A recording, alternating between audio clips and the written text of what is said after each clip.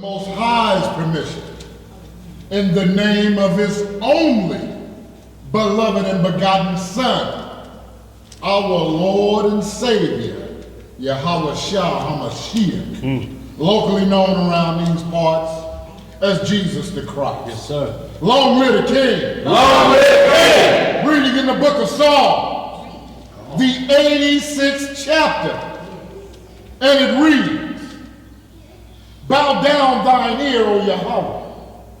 Hear me, for I am poor and needy. Preserve my soul, for I am holy, O thou, my Elohim. Save thy servant that trusteth in thee. Be merciful unto me, O Yahweh, for I cry unto thee daily. Rejoice the soul of thy servant, for unto thee, O Yahweh, do I lift up my soul. For thou, Yahweh, art good and ready to forgive, and plenteous in mercy unto all them that call upon thee. Give ear, O Yahweh, unto my prayer, and attend to the voice of my supplications. In the day of my trouble, I will call upon thee, for thou wilt answer me. Among the gods, there is none like unto thee, O Yah. Neither are there any works like unto thy works. All nations, whom thou hast made, shall come and worship before thee, O Yahweh, and shall glorify thy name, for thou art great, and doest wondrous things. Thou art Elohim alone. Teach me thy way, O Yahweh. I will walk in thy truth. Unite my heart to fear thy name. I will praise thee, O Yahweh, my Elohim, with all my heart. And I will glorify the name forevermore.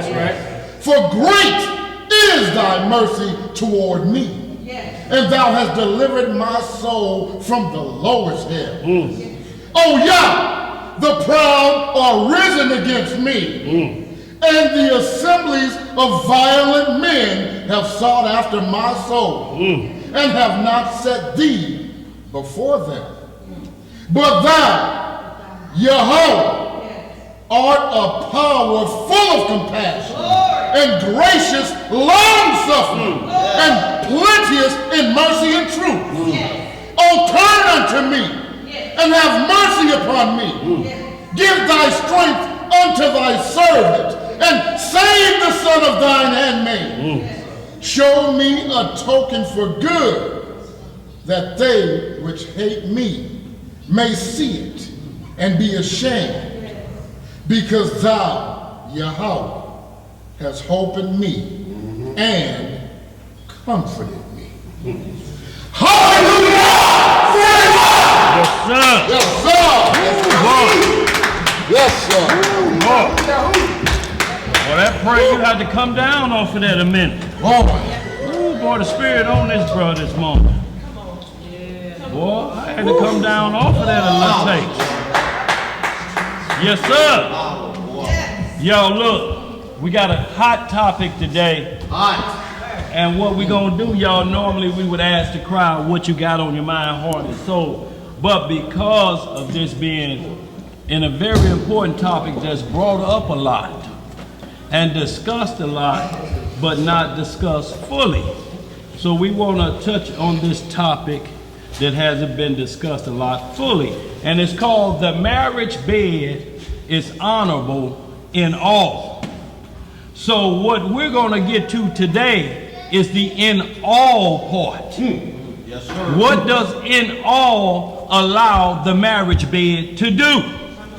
See, because what we have to understand is all the rules about marriage in the law is pertaining to when the marriage bed has not been made honorable.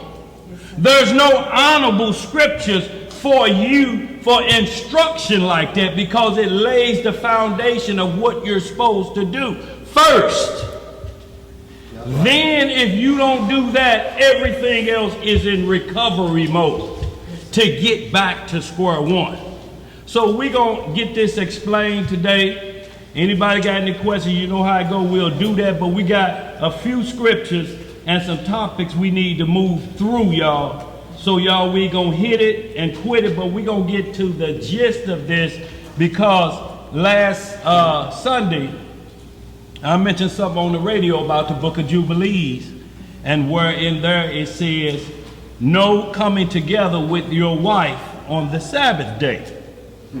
So that was a hot topic. A lot of people went to Isaiah 58 and the second witness of Jubilees, y'all. But look, your problem gonna always be your source of information. Your subject matter must come out of the 66 books, and every one of the lost books must match up with the 66. That's right. Everybody don't believe in the book of Jubilees. Does that stop your two witnesses?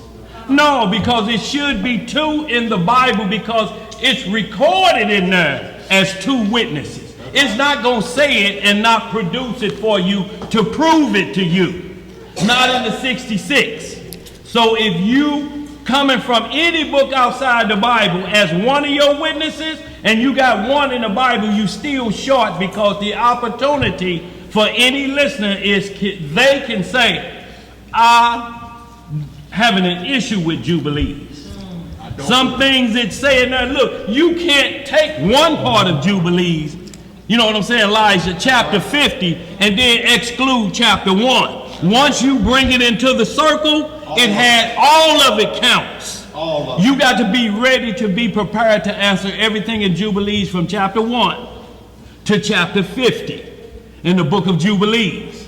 The same way you would be prepared to answer anything from the 66 books. That's right. From Genesis to Revelation.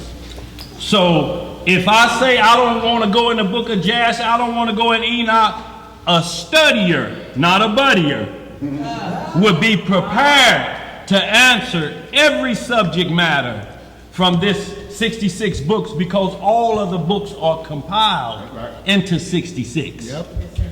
So what that does is if you lose your Apocrypha is still in the 66. Right. You lose your Jubilees, it's still in the 66 because Jubilees is called Little Genesis. Yes. It records just like the first 5 books. The only problem is it doesn't have a New Testament. Which means it doesn't include Melchizedek. Say that again, Elijah. It does not include Melchizedek. It will on one verse when we get ready to explain this, so it puts your mind in the mindset of what a Jubilee is. Look, before you go to the book of Jubilees, you got to know what a Jubilee is biblically. It tells you it's weeks, it's years of weeks, it's months of weeks. So it's telling you everywhere we mention the word Jubilee, you as a study of this script got to know if we in weeks, if we in years of weeks, when this is being explained. If you don't, you will offend this one particular law on the Sabbath, because if you fail in one area of it, you broke the whole law. Not all 613, if you believe is that many. Not talking about all of them, but all of the law concerning the Sabbath. You cannot offend in any point of the Sabbath. It's going to be a problem. It has 4 sides to it. It covers the position of every man, woman, and child, what position you may be in. If you in jail, free or bond. It covers every position a man may be in. And it tells you about the marriage bed. What he's not going to accept man and woman doing in their marriage bed. Because you know why?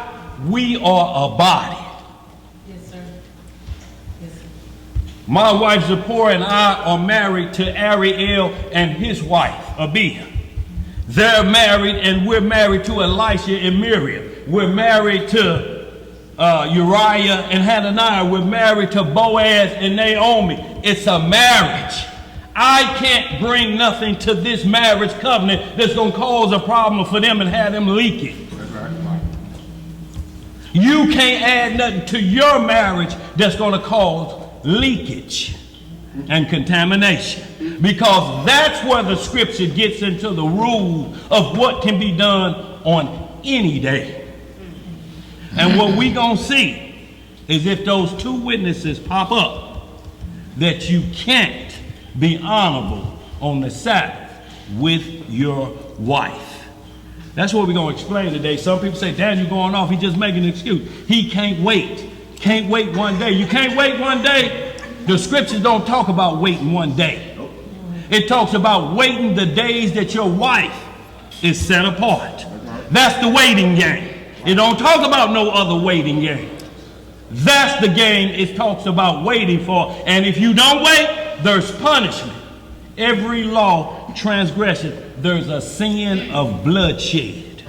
It can't be found of a sin of bloodshed of man and woman on the Sabbath being fruitful and multiplying. It ain't in here. Can't find it nowhere. And when we get through, if you find it, call the radio station tomorrow and tell us where it's at and two witnesses. Or at the end of this, put it up so we can see it. But we're going to deal with the rules, what it talks about, because he don't get into your bedroom. You're separated. Let no man cut asunder. That's right. That's right. Ain't nobody tell you to separate from your wife under no circumstances. It ain't written nowhere. When the Messiah threw Adam and Eve out, he threw both of them out. Didn't he? Or did he just throw Eve out? No. Adam, yeah, I should have made her for you. Get going, dragging Eve. I'll give you another one. Or did he throw both of them out? Because you one flesh. One go, the other go. That's the great mystery that they don't understand. How the two twain flesh become one. Become one. And they still don't understand it, you can tell. Y'all talking about something the law of this land won't even do. It won't even put a husband and his wife against each other.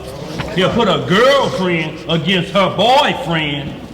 A chick on the side against her man on the side. They can do that. Watch Judge Judy. She always telling couples, if you ain't married, ain't nothing I can do for you. Because there's laws that protect marriage couples. Yeah. If you just playing house, there's nothing I can do in this courtroom. Because there's no laws that protects house sitting. Right. Go ahead. What you got, Jeremiah? No, I'm just going to bring up that with this subject. I'm from old school, and I learned that when two people get married, they create a circle. Nothing comes in that circle. That's right. Nothing goes out. Mm-hmm. Well, that's a bond. Nobody is important inside that circle. But them two. Absolutely. You said it right. Look, including who the covenant is made with. The Father and the Son is in that covenant. Right. And he gives you instructions. What we're going to see, we're going to clear up if you can have a marriage certificate from another nation.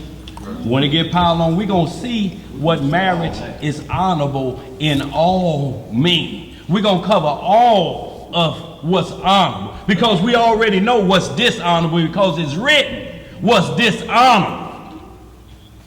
So, y'all, we're going to cover that up today. Right, so won't nobody be saying, hey, he's teaching you to break the law on the Sabbath.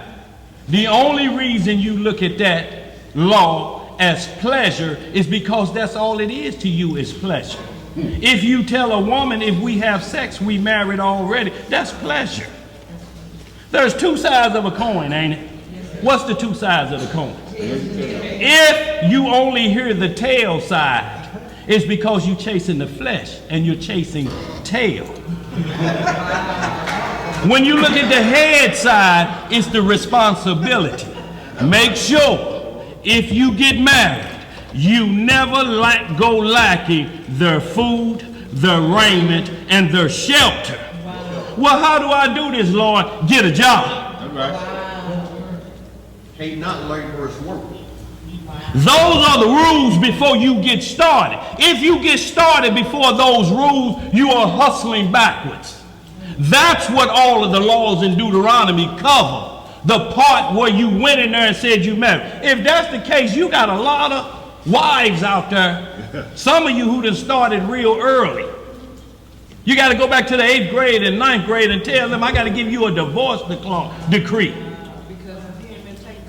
If sex is marriage, sex is a part of marriage. But first comes first, y'all. We're going to try to keep this clean because we got some short-leggers in here. But they are going to be able to comprehend this and look at their mother and father and seeing if they see it. Because they got to be raised the same way, so you got to show them. You got to be a light unto your children before you can be a light to anybody else. That's right. Right. He that ruleth not his own household, how can he rule the house of the Most High? Boys, you know where we going, Elisha. Hebrews chapter 13, verse 1. We're going to get going. What you got back there, John?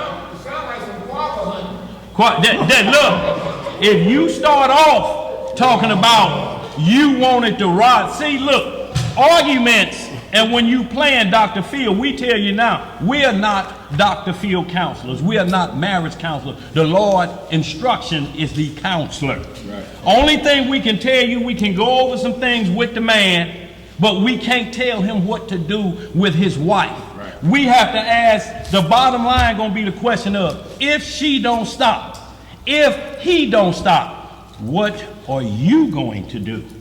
Not what I can tell you need to do. What are you going to do? Because you know why? Because in 2 weeks, you will get a phone call at 1 o'clock in the morning. I just want to see if we can talk about it. The kids is asleep. There you go, in your car.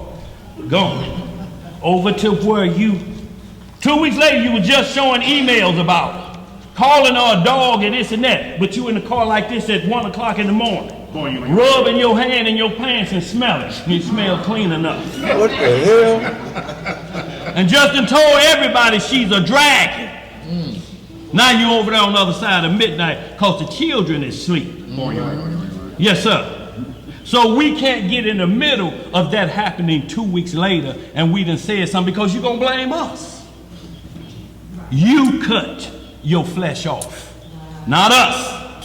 We're not going to give you instructions on how to cut your flesh off. We're not going to tell you, you sit over here and your wife sit over there. That ain't in the Bible. They came out of the Talmud, Roman canons, and the Quran. Let's get it, y'all. Hebrews 13:1. Y'all, we're going to get some understanding of this today, y'all. We're going to move through based on time. I hope we don't have to skip anything, but going to give it to you to the point to where you can go and finish studying the rest of it yourself. Going to try to get out in time enough to let Ema Bob get her class going. So y'all, we're going to roll through. Hebrews.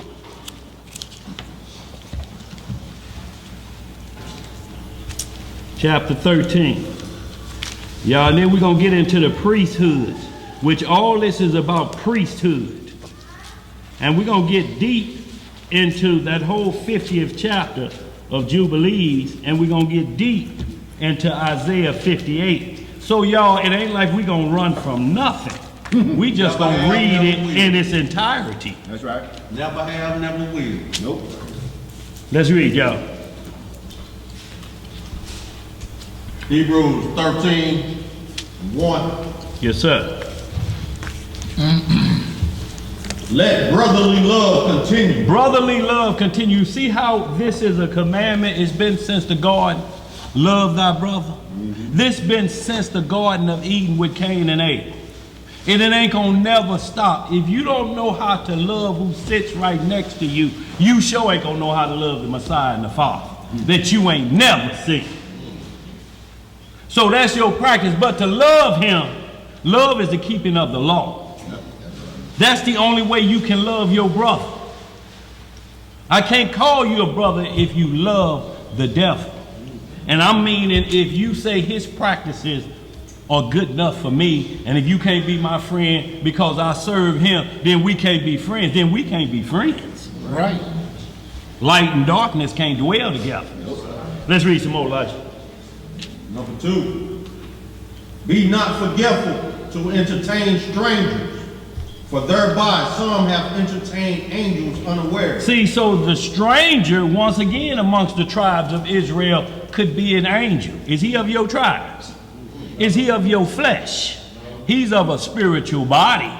And he keeps the same commandments because we were informed. If an angel come to you and don't speak this gospel, count him accursed. So a stranger would be somebody outside of this natural flesh that keep the same laws you keep. That's a stranger amongst you. Be careful. We're going to get into some of the book of Tobit, the 6th chapter, and you're going to see an angel that came unawares and keeping the same laws. He brought the laws to this brother, and he was an angel. Unawares, they didn't even know it, but they were on the law, and this is an angel right here walking with them the whole time, y'all. No idea. Let's get some more. What else to say? Verse 3. Remember them that are in bonds, as bound with them, and them which suffer adversity, as being yourselves also in the body. See, this is talking about the body. Your brother get locked up or something, you have to think about, I'm locked up with him. That's right. That's why these flea doctrines, the first thing we ask them, what we going to do about the people in jail? Oh, well, see. That's on them. See, that the Messiah going to take care of it. Well, if the Messiah going to take care of them, what I'm leaving for? Right. Because I'm outside the jail. If he got them, he got me. Right. There's people in their own free cases. If your doctrine does not include your brother, you cannot seek the wealth of enough. Because you ain't included who locked down and can be locked down on a free case. So anybody, we got to get them over them. They hurting, we hurting. Parents die, something like that, child die, that hurts us too when we are body. That's right. We got to come together to heal that body because there's sorrow there. But we can't keep creating laws that when we in together, we warn and throwing laws at each other, and the cancer is just flying amongst each other, and you out of control. Obedience more than sacrifice. Yes, sir. Ain't gonna ask nobody up here to fast, to read for what? For who? The Messiah ain't asked nobody to fast, to read for him, did he? I didn't see that. Those commandments of men. Wash this brethren's feet. That's what the Messiah did. He Wash said, the brethren's feet. Ye He said, are "Ye brethren." all brethren. Negro, I ain't finna fast for not one of you Negroes. I'll fast for my own salvation. let's get it, Elisha. Verse 4. I love y'all. Right. That's about it. You want an awful lot for $2. Don't get it twisted, ain't like Verse 4. Marriage is honorable in all. In just something. In all. Not on the Sabbath night. In all. And the bed undefiled. What is the bed? Undefiled. So now what we're going to have to do, or what the naysayers may say have to do, then all must include or exclude the Sabbath. In all, in the all part. In the all part. In the law, it has to be in there. If you do this, this is a transgression worthy to be stoned to death if you're under Aaron, or chastised by the Messiah and ask for repentance. Now, we're not ordering you to do anything. You can say, look, me and my house, we choose not to. That's on you. We're not saying what you can do, but you're not going to tell us what we can't do, and it ain't in the Bible. That's right. That's right. That's what you ain't going to do. Bottom line. Point blank period. Because you in that program and looking at it as pleasure, that's all it is to you, but it's a responsibility. That's why it's seen as pleasure to them. Right. Because there's no responsibility involved. But is so that- it's only pleasure, because after the pleasure, wham, bam, thank you, ma'am. Be gone, dragon woman. I'm out. Through with your fire. Is that teaching the doctrine of man as well? Yeah, is that law? That's Pharisee law. No work involved. Go ahead, bro. Verse 4. Marriage is honorable in all, and the bed undefiled. But whoremongers, whoremongers, and adulterers, Yahweh will judge. So this is what we're talking about is judging. Give me some Colossians 2:16. That's right. This is what we're talking about, what he's going to judge. If you're not supposed to do this on the Sabbath day, then there's going to be a judgment written 2 times, at least in these 66 books, before you take me outside. Outside got to be 3rd, 4th witness. Or you got 1 and 1 that say the exact same thing. Like the book of Esdras, chapter 7. Say the same things as Revelation, talking about the saints with crowns and palm leaves in their hand. They match, the subject matter is perfect. If you think pleasure on the Sabbath don't go this far, anything could be pleasure.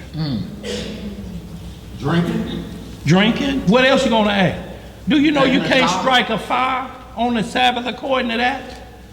Whatever you smoke, you can't light your lighter. The heat gotta stay where it's at on the Sabbath.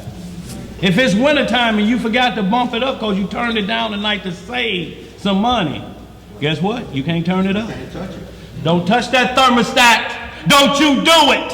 If you haven't prepped before, you can't touch it that day of. Y'all ain't nothing changed but technology. How do you think they kept a fire going in the wintertime? They kept adding wood to the fire. You can add, but you can't start off building one. So what does that mean in our day and age with technology? You can't get your lights cut off because you're going to have to build a fire then. You got to keep your lights on. It's the same thing. You got to keep them on through the Sabbath day, don't you? And how do you keep them on? You got to work. Pay the bills. That's how you keep them on. Is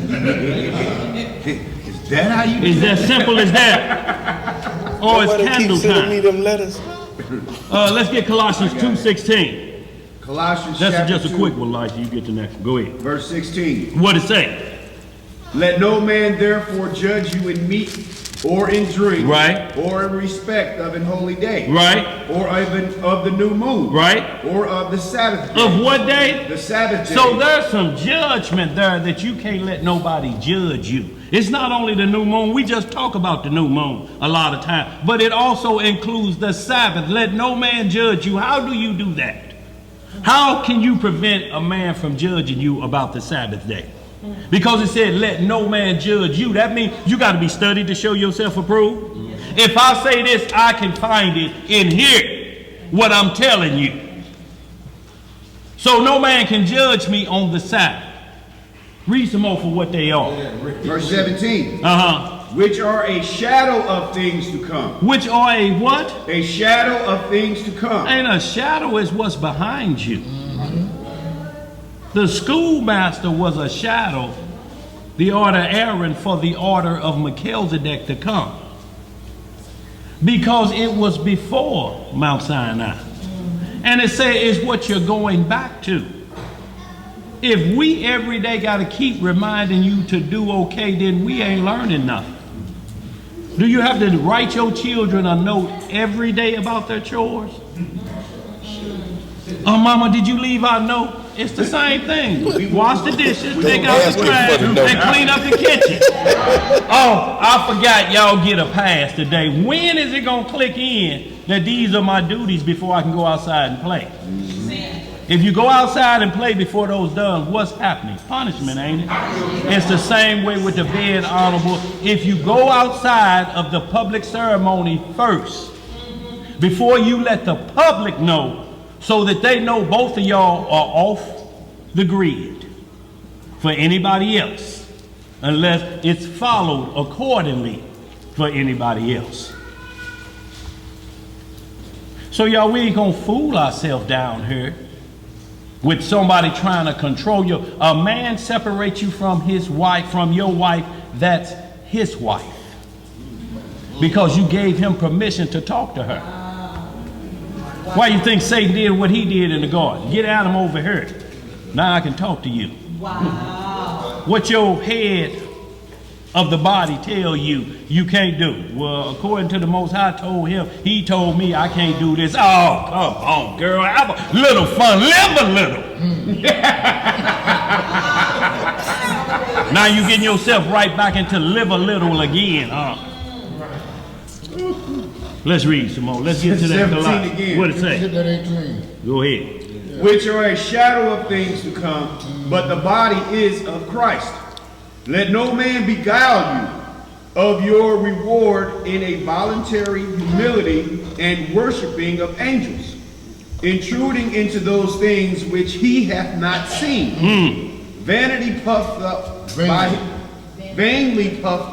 by his fleshly mind. By his what kind of mind? Fleshly See, mind. y'all, that's why marriage bed to most is pleasure to them. They look at it as pleasure because they ain't got they ain't got the side. They only got what side, y'all, of the coin? The tail. The tail. Can we finish this? Go ahead, sis. We can finish it. 19. Yes, sir. And not holding the head, from which all the body by joints and bands, having nourishment ministered, and knit together, increases with the increase of God.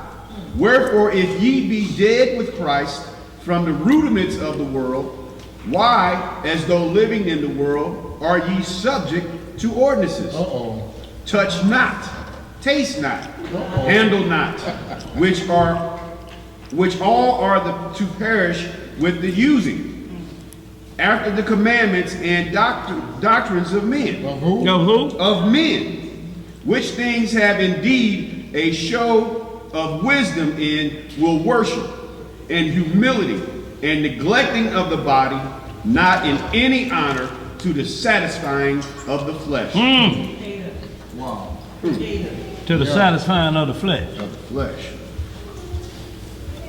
Let's keep moving, y'all. We're going to deal with what started at the beginning, in the middle, and what's going to be at the end, y'all, so we don't lose the power or the sanctification of what it says to become one flesh. Because if you can practice it with somebody that sleep with you next to you every night, you have to practice for both of y'all to be in that same marriage covenant with the spiritual power. So that means you got to look out for this half so you don't have to cut it off so both of y'all don't go. So your practice got to be so I don't have to show up by myself. What you get? So, Brother Daniel, Genesis chapter 2, Elijah. One brother that said that his wife did not satisfy him anymore. So for that reason, he went outside of his marriage, but he wanted to keep his marriage. But it was the contract that he wanted to keep, but his wife no longer satisfied. So you just said, according to this scripture, Yeah. he can't do that. Well, the script say, and that's what we're going to get to, who is the Lord of the Sabbath. His instruction said, save fornication. I don't want to hear nothing about don't satisfy me no more. Marriage is this long, not this long. Marriage means y'all got to be together when neither one of you can swivel your hips anymore. You still have to be married like Abraham and Sarah when the hip swiveling had stopped. That's what they told the angel. They say the hip swiveling done stopped with me and her. But they were together still like this, weren't they? He had all the money in the east. Hagar had been with him since they left Egypt, and not once did he ever look at her like that. When the Messiah came to him and told him, you finna have a son, he said, is it my servant Eliezer, the stranger in my household that I love as a brother? It's him. I sent him to go get Isaac's wife. Still Him? didn't lust after Hagar. Or his wife. Jacob didn't lust after Leah. Leah was slipped in on Jacob. Moses didn't touch his first. We gonna get into another land. the wedding week, y'all, that the Bible speaks of. How long is a week? 7 days. Is a Sabbath in 7 days? Yes, sir. So we gonna see if the wedding week say the Sabbath day. Most High don't cut in on the honeymoon. The problem is most of the Negroes that think it's pleasure ain't counting the cost of a honeymoon. The honeymoon is the backseat of a car, and they say you married. Honeymoon and crib in the backseat.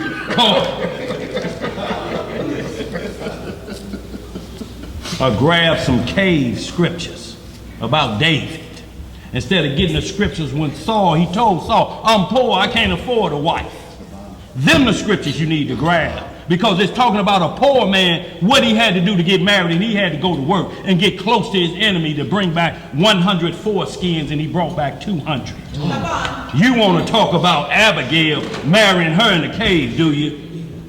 David is set to inherit a kingdom worth 40 billion. Abigail got all the Nabal's money plus 5 handmaids. Why you use that one? Instead of the one what he told King Saul, I'm a poor man, I can't marry your daughter. Where we at? Hey man, let's start at Genesis 1 and see where man was created on the 6th day, which would have been the Sabbath, and he was given a commandment. Yes, on sir. The Sabbath. Yes, sir. So if you're saying sex is not permitted on the Sabbath, then you're telling me the Most High waited to after the creation of man to give him that commandment? That was going to be at least 1,000 You need to years. show me where he said, well, I ain't give that commandment to the day after. Genesis chapter 2 and 3, we're going to see it. Don't get where you want to, Elijah, in that Genesis 1. Genesis 1. Ready to get going, ain't it? That's what it is. That's what it is. Calm down. All right, bro. Start at Genesis 20, start at 23. So we see that after the 5th day had already passed, then we're going into another creation. Verse 23 and going down, then we're going into chapter 2. Okay. Genesis chapter 1, verse 23. And the evening and the morning were the 5th day. And Yahweh said, let the earth bring forth the living creature after his kind, cattle and creeping things, and beasts of the earth after his kind, and it was so. And Yahweh made the beasts of the earth after his kind, and cattle after their kind, and everything that creepeth upon the earth after his kind. And Yahweh saw that it was good. And Yahweh said, let us make man in our image, after our likeness, and let them have dominion over the fish of the sea, and over the fowl of the air, and over the cattle, and over all the earth, and over every creeping thing that creepeth upon the earth. So Yahweh created man in his own image. In the image of Yahweh created he him. Male and female created he them. And Yahweh blessed them. And Yahweh said unto them, be fruitful and multiply and replenish the earth. This is the first commandment coming out the gate. The very first one. After you name all of it, he's going to tell them you name all of these, but the first one he said, for this plan to work, y'all got to have children. For everything that I just created for them 7 days, y'all got to be able to put people here for it to work. Is there any sin so far in what he's reading? Is sin found yet? Go ahead, Elijah. Okay. Replenish the earth and subdue it, and have dominion over the fish of the sea, and over the fowl of the air, and over every living thing that moveth upon the earth. 29. And Yahweh said, behold, I have given you every herb bearing seed, which is upon the face of all the earth, and every tree, in the which is the fruit of a tree yielding seed. To you it shall be for meat. That's right. And to every beast of the earth, and to every fowl of the air, and to everything that creepeth upon the earth, wherein there is life, I have given every green herb for meat. And it was so. And Yahweh saw everything that he had made, and behold, it was very good. And the evening and the morning were the 6th day. Right. Now, we get a lot and say, okay, this meant we never ate meat, but the problem is meat is right there. It is there. So why is meat right there? What is meat there for? In case you do what? You seeing the meat is there. So the teeth gonna be created in you for the meat. See, the Most High got a backup plan. When you think about this as pleasure, there's no backup plan. The Most High said, if I give them free will, they can go left field. So I have to create them for if they go left field, so they're equipped to know how to repent and turn from their wicked ways. But this is the process that they have to do. They're going to have to take a cow, a bullock, a goat, and sacrifice it to me. They're going to have to eat it. You can't eat meat if you were designed with lettuce teeth. When you chomp down on some meat, it's going to destroy it. Molars and bicuspid were for cutting and turn. If you got some lettuce or carrots that cause you to cut and turn like that, something is wrong with them. That's called stale. So what kind of teeth was created in the angels that consumed the meat that Abraham set before them? Abraham ate with the Messiah in Genesis 18. He said, go prepare a kid from the flock. Get some butter. Get this other stuff too. We get some unleavened bread too. And they sat down and they ate. I don't know how this angel was chewing with no teeth. I done seen my mama chew with no teeth, but that's just chicken, but not a steak. She had to put in what my granddaughter called Granny's lot of teeth when she see them on the dress. You just putting your mama business. My mama, she done lived long and she on good times. She passed 10. I'm telling you. She's earned the lot of teeth. Right, don't laugh, but y'all gonna need a lot of them later. Look, some of us need a lot of teeth now. I need the number now. So y'all, we don't want to get it twisted, because if we run the gamut on what was done in the garden before we sinned, you got to bring everything in. All. You got to bring in there was no polygamy. All. That started with the rotten seed of Cain. Can't be found before Abraham. You got to bring that in too. You got to bring this in. You can't pick what you want to bring in. It's like picking boogers. You're going to have to put it somewhere. When you get a used car, don't just check the oil, check the side of the seat. When you got a used car. Where we at?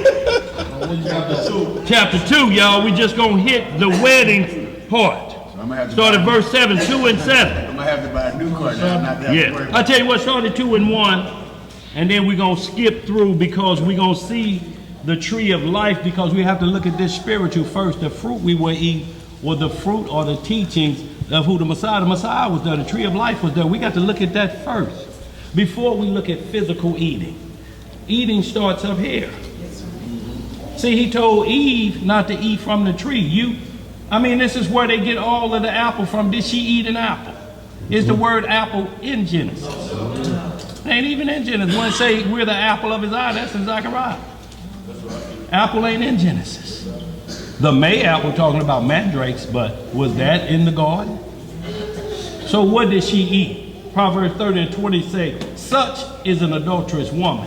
She eateth and wipeth her mouth, and say, I have done no wickedness. So what mouth is she eating with, committing adultery? A woman have two mouths, and when they're described, they have the same parts. The book of Hosea, chapter 10. You have eaten the fruit of lies. That's what they ate from the devil. But she had two seeds in her. We're going to have to deal with that too. There was a lot that went on in the garden that she could not be presented as a chaste virgin like this body and assembly have to be for the Messiah to accept us. Let's read some more, y'all. Let's get into it. I ain't going to talk about it. We're going to read about it. There you go. Go ahead, Elisha, 2 and 1. Reading in the book of Genesis, chapter 2, we'll start our reading at verse 1. Let's get some understanding. We off there? No, We back. Oh, we back? Okay. Yeah, you just have to switch rooms or something. Okay. I had to switch up. Yeah, you got it. Genesis chapter 2, verse 1. Thus the heavens and the earth were finished, and all the host of them. And on the seventh day, Yah ended his work which he had made. And he rested on the seventh day from all his work which he had made. Now, we got to really look at some things because the sun and the moon were created on the fourth day. So was it in a 24-hour clock, day one? Sun and moon weren't created yet. Or is it each day is 1,000 years? Like it say in Psalm 90 and 10 and 2 Peter 3. One day to the Lord is how many to us? Let's read some more. Verse 3. What it say? And Yah blessed the seventh day and sanctified it, because that in it he had rested from all his work which Yah created and made. Did the Most High stop working after he created the world? Did he stop? Did he just sit on his throne and go to sleep and never do anything else? No. Was he watching? Is that why Satan thought he could pull a Bogart? Because the Father was like this. He rested. He ain't turn on no lights. He told the son, don't you cut on. It's the Sabbath. Let's read some more. Verse 4. What it say?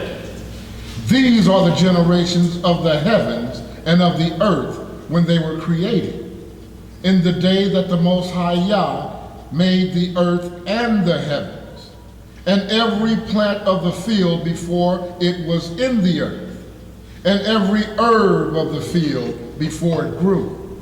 For the Most High Yah had not caused it to rain upon the earth, and there was not a man to till the ground. So what happened to the man in Genesis 1? What happened to him? See, this is why you can't get mixed up in the Sherry Shriner doctrine, that they say that first man was a whole nother group. Well, he still got to have lineage, or it's an endless genealogy.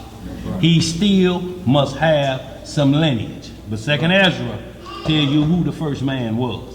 Chapter 2 is an overview of chapter 1. Yep, that's all. Yep. That's all it Breaking is. it down in detail. All you have to find lineage for man on day 1. Who's his father? Who's his mother? Where was he created from? What's his end? How was he wiped off the planet? Was he wiped out like Cain in the flood? Produce your cause. Let's get some more. Where we at? Verse 6. But there went up a mist from the earth, and watered the whole face of the ground. And the Most High Yah formed man of the dust of the ground, and breathed into his nostrils the breath of life. And man became a living soul. See, he became a living soul. And the Messiah did the same thing to the disciples. He breathed on them. And he said, receive ye the Holy Spirit. And they became living. That boosted them up from disciples to apostles. Because now they got a supernatural intervention from the Father or the Son. That gives you apostleship. When you have a supernatural intervention like Paul, an apostle. Right. It names the 12 are apostles. That's what the kingdom is named of, and the 12 apostles. You putting yourself up there and call yourself apostle, then you got a recording of a supernatural intervention that did happen on you. You need to share it with us. You got that title. That's right. You're above disciples. And if you go into the book of Sirach, not Sirach, the Wisdom of Solomon in the Apocrypha, chapter 7, starting at about 7 and 20. Yes, sir. Or a little bit before, that breaks down what the breath of life was. Yes, sir. That Most High imputed into Adam, and it was that wisdom. Yes, sir. That holy, unmoved spirit of wisdom. And it breaks it down entirely. Matter of fact, the whole chapter 7. That's right. Wisdom of Solomon. Wisdom of And also, Solomon. that's John 20 and 20 I'm speaking of, when he breathed on the disciples, the same thing he does. It's the same tree of life. You have to understand, Christ is the tree of life. Right. It's the same breath he put on Adam, he put on his disciple. It's the same individual. But others want to teach he's a defiled being, that his mother got hot in the loins and went after Joseph. And Joseph is backpedaling now like they like to do. He's putting her away because he went to the wedding chambers before the public ceremony. They good with teaching that lie. But the conversation between Joseph and the angel is, Joseph is telling the angel, it ain't my baby. I wasn't here. Now she pregnant. I need to put her away because when that baby come out looking somebody else than me, people gonna know it. Me and her dark skin, what is it looking like? Esau fault. I'll be sure. He said, I'll be sure. Yeah, I'll be sure. Yeah, go ahead. Where we at? Verse 8. What it say? And the Most High Yah planted a garden eastward in Eden. See, the Most High planted a garden eastward in Eden. See, Eden is the world. That's the whole world. It's called Eden. That's his whole place. The whole world to the Most High is a garden. It's called, it's called Eden, the world. And then he planted a garden eastward in Eden. And it's called Jerusalem. Eastward in Eden is where he put his garden. We call it the Garden Of Eden, of the world, the garden of the world. Why does everybody try to get back there and rule? Because if you get in the garden, you rule the world. Who's ruling the world right now? They rule the world. You just seen the Washington Times and all fired up because of blind Trump holding. They so mad about that. They saying they got him. He's a blind guide. They running it. Let's read some more.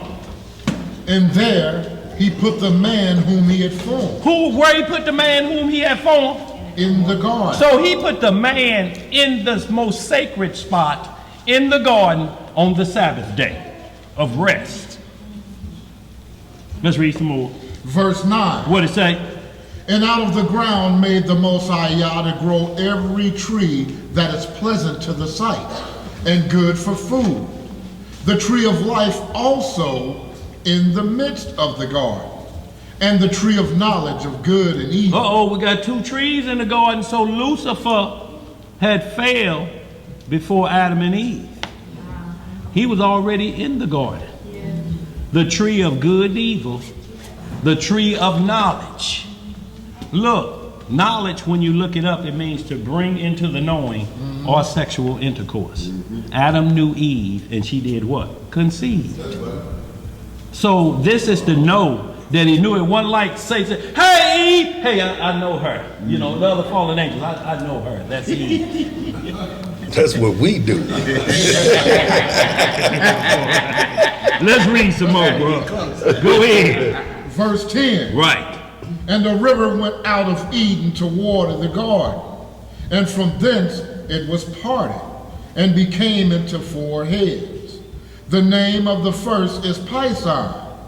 That is it which compasseth the whole land of Havilah, where there is gold. And you have to understand how Moses is writing, because Havilah didn't show up until Moses was born. See, he only calling it Havilah because we can look at a map and say Havilah right here. But we didn't get them rights but a couple thousand years ago. Okay, this is where Havilah, it's in this part of Jerusalem. Where is the land of Canaan? What is it called? Jezreel, Jerusalem. But it's called the land of Canaan. So he records of Jerusalem, but we know it today, the land of Canaan, as Jerusalem, because we're reading it in our time. But originally it was given to Ham's grandson. Canaan. And then it'll be changed when the Messiah comes to a new name called the Lord of Righteousness is there. That's right. Jerusalem. Yep. It's going to be peace. It's not called that now because they have the largest gay pride parade on the planet. Constant war and conflict and bloodshed. Yeah. Let's read some more. Verse 12. What it say? And the gold of that land is good. There is bdellium and the onyx stone. And the name of the second river is Gihon. The same is it that compasseth the whole land of Ethiopia. And where do you see the word Ethiopia come up in the Garden of Eden? It ain't there. It's just letting us know when we look at a map today and see Ethiopia, oh, that's where that spot of land was. This is where it is. I can identify it today. It was where Ethiopia is today on the map. But they didn't call it Ethiopia before the flood. It's just pointing to where you can identify it now. Like you can identify Russia, but what is the script called Russia? Gog and China, Gog and Magog. You can look and say, oh, Russia is Gog. China is Magog, or the other way around, wherever you look at. You can pinpoint the location on planet Earth. Just like now it describes nations of people. These are the children of Israel, and this is what they're going to be like, this is what they're going to act like. So every time you read the Bible, you see children of Israel, you picture us. When it says Esau, and it describes Esau, you picture them. When it says Moab and Ammon, you have a face to go with the words now. So you keep up with the subject matter. Let's read some more. Where we at? Verse 14. What it say? And the name of the third river is Hiddekel. Right. That is it which goeth toward the east of Assyria. Of a what? Of Assyria. When did Assyria get named before the flood? It's just telling you where you know Assyria to be. This is that river went that way. Let's read some more. And the fourth river is Euphrates. And the Most High Yah took the man and put him into the Garden of Eden to dress it and to keep it. Is he working? Yes. Why is he working on the Sabbath day? In the most holy place on earth at this time. What is he doing with a tool in his hand? Man, Aaron gonna come get him. Aaron gonna get him. Some more niggers gonna get him too. Hey, what you got, sis? Okay. Here's studying on our counterparts, Jewish counterparts. We're taught you can't like and all the things you're saying now. Those are the things that are taught that we're not supposed to do. Like candles. Yeah. Cook. Yeah. Even to the point whereby we couldn't have relations Right. with our spouse. Right. All these things they had to wait until the next day. And these things, so what you're saying is opening my eyes now Right. to the falsehoods of What was taught? Because you're putting the cart before the horse. They like seconds. See, at Mount Sinai, you were stripped of who you were. Some of us knew who we were, but we like we are here in America. Your mind, you have to be retrained. You have to go back to school. But when you're no longer on the schoolmaster, do you go back to kindergarten? Look, you think he gonna be jumping up and down because he got his first book bag. They be like, why he jumping up and down like that? And got them lights on his tennis shoes. Where he going? He said he going back to kindergarten. That's what happened when you go back to Aaron. When you go back to Mount Sinai, he said go back to Jerusalem. Go back to the Garden of Eden, because that's what you have to start practicing for. You done already been to kindergarten. What you like a grown man walking in your shoes lighting up? And you got a Pound Patrol lunchbox. What the hell is going on? Paw Patrol? Oh, Paw Patrol. Hey, y'all, let's read some more. We got a little bit, y'all. We got to get caught up. Verse 16. What it say? And the Most High Yah commanded the man, saying, of every tree of the garden thou mayest freely eat, but of the tree of the knowledge of good and evil thou shalt not eat of it. For in the day that thou eatest thereof, thou shalt surely die. So now he shall surely die because of this. See, if he had they have never ate, he would have never had a birthday. He'd have been just like the Father and the Son eternally. They don't have a birth date. He had a birth date when he came to this earth, but Adam would have never had a birthday, because it was now told the day that he sinned, it started his count on his life. Because now he's been assigned the death angel. Because it's a death covenant passed to you right now. You disobeyed me. Your death count start. This how many years you get to live now. You got an expiration date. It got an expiration date now. That's why you have a birthday now. Because it comes with a death day. And your job is, can I get to 70? Y'all know that ain't number 70 years, and Adam lived 930 or 960 years, and we looking for 70 like it's something. That's how much life has been diminished for man. That's the state we in, y'all. Looking at 70 compared to 900. Methuselah, the oldest man, 969. That's 800 and something years more than what we are seeking to just get to. Technically, Elijah and Enoch were the oldest. Yes, sir. Absolutely. Absolutely, bro. But they got a death date. They got an expiration date. The death angel gonna get there?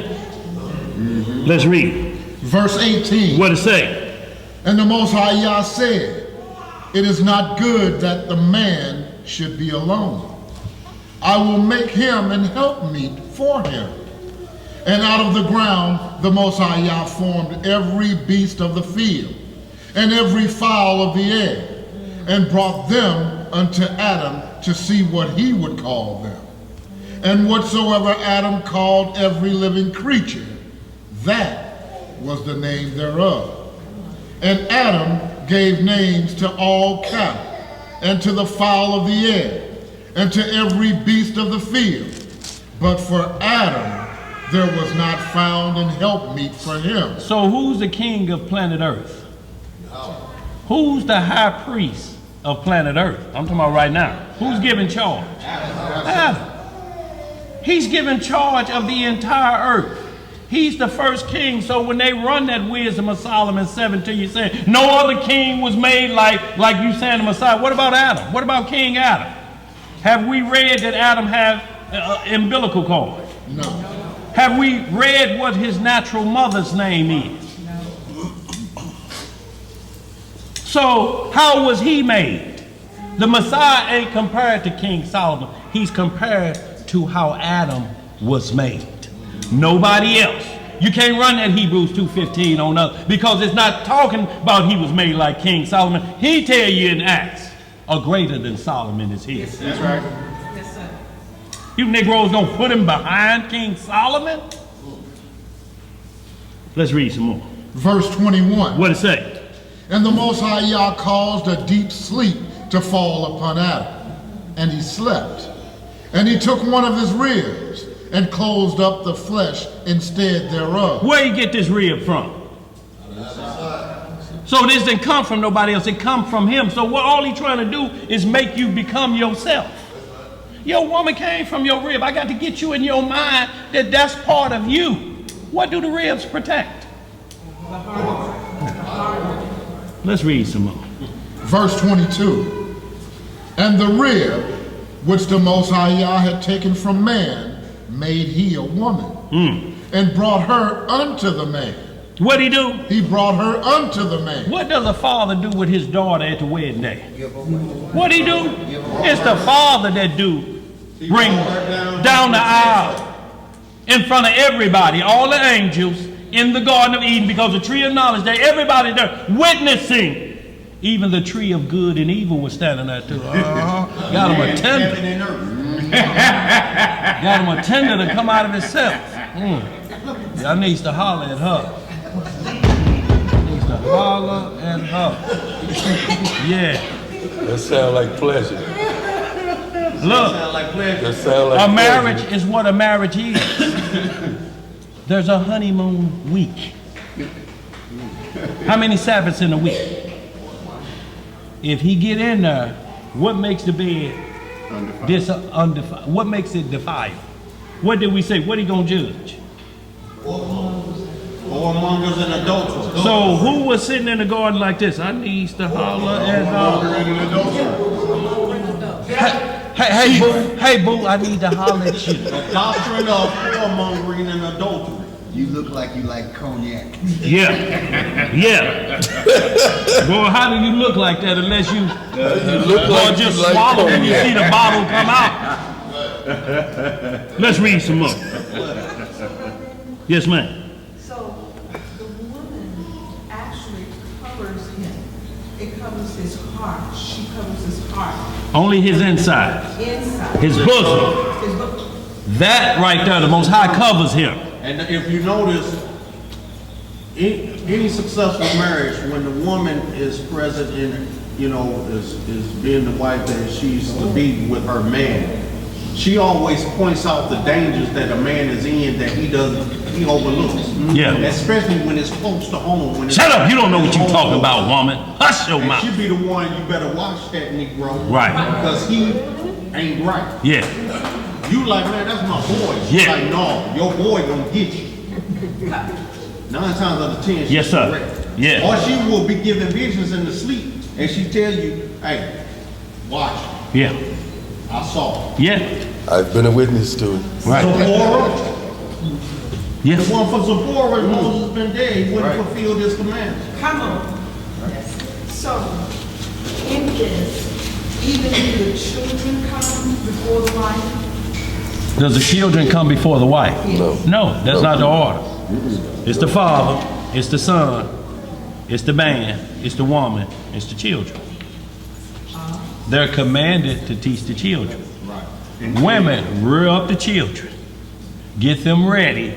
Teach them around the house so that they know the rules. And then when they get old, they'll never leave it. Then when they get of age, they come into manhood, and that's where the father starts to take over. He has to take over. You can't do nothing with a 15-year-old when he reaches his puberty. There's nothing a woman can do with it. Especially when you start smelling them. He's smelling his piss as strong as skunk rear. Ooh, that's strong. He's smelling it. You can smell it. You better go and wait a minute with that skunk. He ready to be a man, you have to control that. Because if he get with a woman and a baby come and he's not ready for that responsibility, guess who that responsibility on? And these grandmothers today, they like, girl, I ain't got no time for that. I'm going to the club. Yep. And then when you see that the out of orderness of putting the children before either of the spouses, it causes conflicts where you see on TV, women always talking about her kids with her world, her kids with her world. What about the man? Where was the man that made the children with? Right. When you put the children over the man, you end up running the man away. Yeah. When you end up saying all you're caring about is the children, and let him take care of, how you gonna let him take care of you and you just taking care of them and you not doing nothing for him? What is he working for? What is he getting out of this? He's getting nothing out of this. No, it has to be in order. She has to be there for him for what he got to do to go out there to take care of all of them. That's what the order is. So she's supposed to hold him down. I got the children. But she's supposed to hold him down for what he got to do if you're doing this in order. If you're doing it out of order, it's not going to work. Yes, sir. Because out of order is what? Disorder. You go into a bathroom on the side of the rest stop and you holding the bubblies is about to explode, but when you bust through that stall door and there's stuff all over the seat, what you gonna do? Add to it. That's about all you gotta do, or you gotta get back in the car with yours. Y'all, let's read some more. We gotta get caught up, y'all. I gotta really get through this. We're in verse 23. What it say? And Adam said, this is now bone of my bone, Right, and flesh of my flesh. right. She shall be called woman, because she was taken out of man. Therefore shall a man leave his father and his mother, Right. and shall cleave unto his wife. What shall he do? Cleave unto his wife, and they shall be one flesh. Right. And they were both naked, the man and his wife, and were not ashamed. So they wasn't naked with no clothes on because this wasn't a nudist colony. That means that they were like a child. They were in innocence, like a baby could walk by company with no pamper on, long as it ain't a pedophile in there. You be like, boy, get on there, boy, go get some drawers and put on you, but the company ain't tripping. Everybody laugh, unless it's a pedophile there. He got his cards like this, but then lick his eyebrow. You like, hey, you got to protect that child at that point. But that type of innocence, they were naked, they were without full knowledge at this point, so they were not ready yet to be fruitful and multiply. It's the same thing Ezekiel 16 is saying. He said, when I took Israel I brought them out of this land. I washed them in clothing. I got them ready. I prepared the place for them. And he said, and I did this. He said, I shod them. I put the clothes on them. I got the shelter for them. He said, then I covered Israel when the time of love came. But you see all of the responsibilities before the time of love came. He didn't say the time of love came, then I put some shoes on their feet. It don't work that way. Because when you do it that way, you're going to always be complaining because you're behind the 8 ball. And if y'all break up, guess what? I ain't giving her no money. She going to give that money to that new nigga. You should have thought about that before you put a baby in her belly. That's the other side of the coin that come with this when you say, if I have sex with her, she my wife. There's a lot of other stuff come with that coin. Quit flipping it on the tail side. Where we at? That's it, Art. That's it. Let's just hit a little bit of this 3, y'all. Then we're going to move to the heart of the matter, y'all. We're going to roll. Go ahead. What it say, Elijah? It's 3. Yeah, I just want you to start at verse 3 and 3. That coin ain't got a whole lot. Tell you what, going 1 through 3, y'all. We're going to skip down. Somebody grab me really quick. 2 Corinthians chapter 11. Give me that real quick, verse 3. But right here, let's read this right here. 1 through 3, chapter 3. Because y'all, all this is taking place in the Garden of Eden. Let's read. On the Sabbath day, on the Sabbath rest. Is there any other scriptures in here that point to the Sabbath when it was made? And it don't point back to Genesis. Anywhere. Leviticus 23, all of them point back to Genesis. Why do we keep letting people point us to the Sabbath in Mount Sinai when all the instructions keep pointing to the Sabbath in Genesis? Let's read, y'all. Get that for me, bro. 2 Corinthians 11, I got it. No, we're going to get that right after these 3 verses. Go ahead. Genesis chapter 3, verse 1. What it say? Now the serpent was more subtle than any beast of the field which the Lord Yahweh had made. And he said unto the woman. What a man. Go ahead. Separate. And he said unto the woman, Yea, hath Yahweh said, ye shall not eat of every tree of the garden. See, if you watch them camps, what they do this same process. Now, Elijah Muhammad did that same process in the Muslim. Ain't the woman on one side, the man on the other side? Yep. How many babies he had that he wasn't taking care of? What Malcolm find out? So apparently sitting them over here and putting dresses down to their knees don't do nothing when the leader ain't caring nothing about that dress down to their knees. No, when you come in my office and I done sent your husband on a mission, I'm going to ask you, I heard some things that your body is not right and I need to review it. Your husband gave me permission. Pippin. Oh, yeah. And then when you come back, Man. just study Hulon Mitchell. Study all of them. Study all of them. David Koresh, the man actually walked his wife to the bedroom of David Koresh. Jim Jones. All of them. It's the same soup just warmed over. The first thing is separate you from your wife. What the Messiah just say, he shall leave his father and mother, and he should do what with his wife? Cleave. How do you let somebody uncleave you? He said what the Most High put together, let no man put asunder. Oh, No man. If you have done it under the guise of the Most High, and it's only begotten Son under the commandments, if you have done that oath with that paperwork, with the contract, Levi. the covenant. Levi. Is it Levi? Baby crying? We got a shorty room right back here. It's some stop crying stuff back there. Right there in that room. Just some spray. Yeah. But look, bro, yeah, run them on in there. It's some things that'll quiet them down, some nice sounds and music back there. Go ahead, bro. Y'all, the only reason, y'all, we have to do that's why that room was like that, because, and we have to be mindful too when Sister Ball started doing her class that we sitting over here, this picking it up, y'all. So we got plenty other rooms while she's doing her class. If you ain't attending, we need to move to the other rooms other than whoever else straightening the assembly up for the next week. We need to move over there because we got some complaints. There was so much talking in the background like black people at the movie. And they say they was whispering. Let's get it, y'all. Where we at? 3, right? Yeah. Finish at 3. Verse Yeah. 3. What it say? Verse 2. And the woman said unto the serpent, we may eat of the fruit of the trees of the garden. Right. But of the fruit of the tree which is in the midst of the garden, Yahweh has said, ye shall not eat of it, neither shall ye touch it, lest ye die.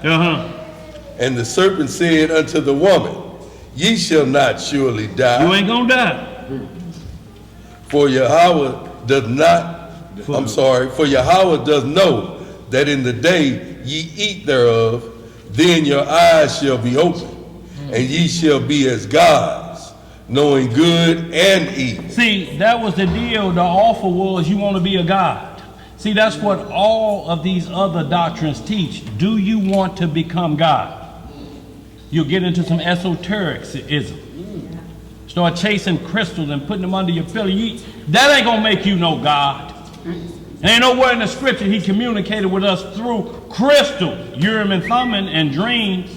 That's it. You need 2 witnesses for him to communicate with you other things. If these things were there, they were for a reason. They're jewels, but in the breastplate.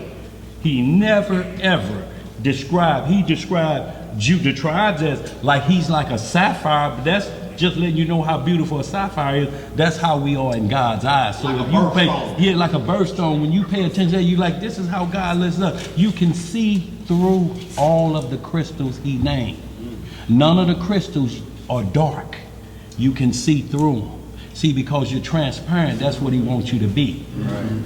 He don't want no spotted diamond. That's when you go to the pawn shop, you don't want them there. They be like, this cloudy as hell. Ain't giving you nothing for it. When you look in that eye, see, that's the eye the Most High look at us at. You can wear all you want on the outside, but he got that eye. I'm looking on the inside of you, and what I see, ooh. I see that on the inside. You think you coming in here with that? How you gonna come in here with a Negro don't believe me? That's right. In me. That's right. He can't come in here and you can't either. You keep talking about why he can't come in here. If you want him coming now, start praying for Judas Iscariot. Right. Right. Yeah. You complicit in his crime. That's right. To walk with him. Yeah. We gonna hold there. Y'all see what happened there. Go ahead, Elijah, express yourself. Don't this government do the same thing?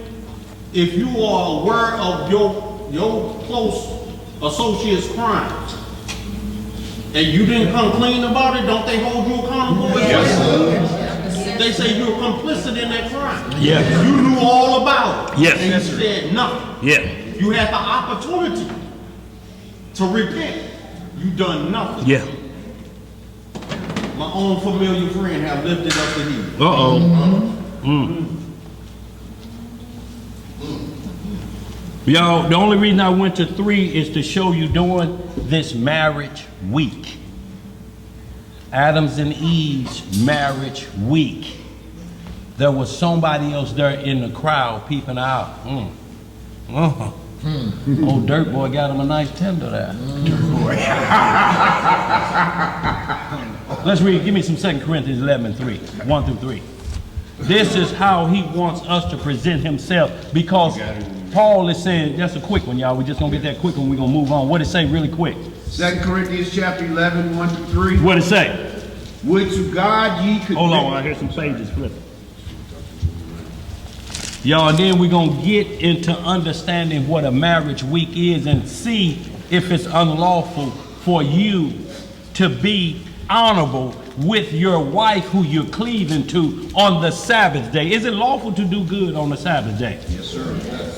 So what's bad about that unless you thinking about it like she's a thought? Negro around here talking noise over in the strip club with his scriptures on the Sabbath day. Multiple times. And talking noise. You ain't supposed to do it, so you getting a mental thrashing like this. Thou should not move those hips like that. You're getting into my money. That same Negro was hosting Come to the strip club, drink all you can drink, and then a scripture right behind it. See why pleasure, he look at Isaiah 58, is what he don't want to do, because that's how he thinks marriage is. I'm at a strip club with this to prove what to who? Right. Tell me any of y'all go to a strip club with this. What do you think's going to happen? The music gonna stop. Who you fooling? Who you think you fooling? Throw the gum out. Who you think you fooling? Right. Coming to the center stage. Right. Rahab.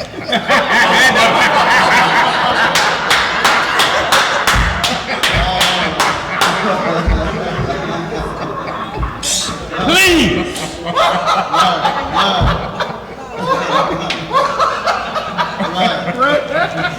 Let's read, y'all. Where we at? Come on.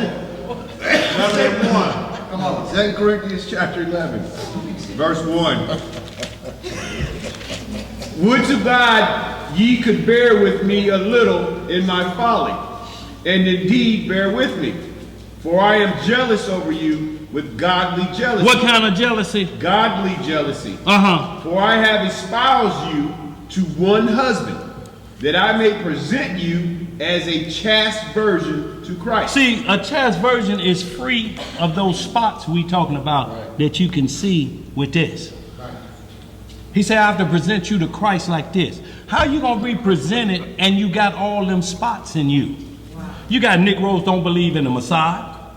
You got Negroes believe that Joseph is the daddy through a lustful encounter. You gonna come to the Messiah and he gonna do this and he gonna see all of those spots and you trying to convince him this ain't cubic zirconia? Let's read some more. Verse 3. What it say? But I fear lest by any means, as the serpent beguiled Eve. What did the serpent do this? How long ago was that? And Paul talking about. You see how everything keeps going back to the garden? Yep.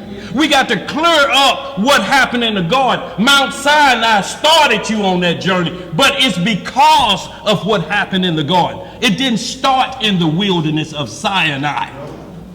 What you got, bro? Somebody got a question. They saying, how does Leviticus 15, 16 through 18? We're going to it. It's on the list. What he's talking about. It's on the list. Next, coming up. Got it right here. Put that on the camera. Put that on the camera so they can see that. We ain't skipping nothing. Put it on the camera so they can see right here. There it is. There it is right there. We're going to get into all of what we're talking about. The cleanliness law and what comes out of a man. And we're going to see the only laws that say if this come out of you, are we going to see if this come out of you on the Sabbath day? He's clear about the Sabbath day. If nobody trusts Jubilees, then you got to prove it from the 66 books. You already won down. You can't force them to believe Jubilees if they don't want to, but they got to believe this because this is the volume of the book. It includes everything in the 66. Get your two in here. Get your two in here, and when we start talking about what happens on that day, unclean, do you know how long this line run of being unclean? You ain't read none of the other things because you're focusing on what you call pleasure. There's a lot of other things. How you driving the same car your wife just got out of and she on her cycle? Negro, you in the driver's seat too, ain't you? You unclean now. You got one toilet. You got 3 wives. They all come on at the same time. Negro, please, you think this just talking about sex on the Sabbath, or is it talking about washing you clean of contamination? We're going to get into Leviticus 15. Let's get some more. Where the mindset is at. Yeah. Mine is focused on one thing. Sex. And that's it. Lust. Ain't that y'all cut? With the whole premise of they are free males. That ain't what the scripture calls them. What the scripture calls them? Female. They come with a fee, y'all. They come with a fee. It's called the bride's price. If you get a virgin, it's just like a new car. You're going to pay more. Let's read some more. Verse 3. But I fear lest by any means, as the serpent beguiled Eve through his subtlety, so your minds should be corrupted from the simplicity that is in Christ. Go ahead. Read that forward. Yeah. For if he that cometh preacheth another Jesus, whom we have not preached, or if ye received another spirit, which ye have not received, or another gospel, which ye have not accepted, ye might well bear with him. For I suppose I was not a whit behind the very chiefest apostle. So Paul finna go into basically, he said, look, I was the lowest of the apostle. I can't compare to the original 12. And he gonna give his list and he gonna run down. But he say, but what I went through, because I used to kill the apostles that believed in the Messiah. That's what I did. I was a murderer. I had Stephen put to death. But now, look, the things that I took, I had to go back and take a whooping myself. And he's going to run his history when y'all continue to read. I just wanted to focus here on be not seduced like Eve was in the garden. If Eve was seduced in the marriage week, what is that called? By another man. What is it called? Don't be scared to say it. So what does it make the marriage bed?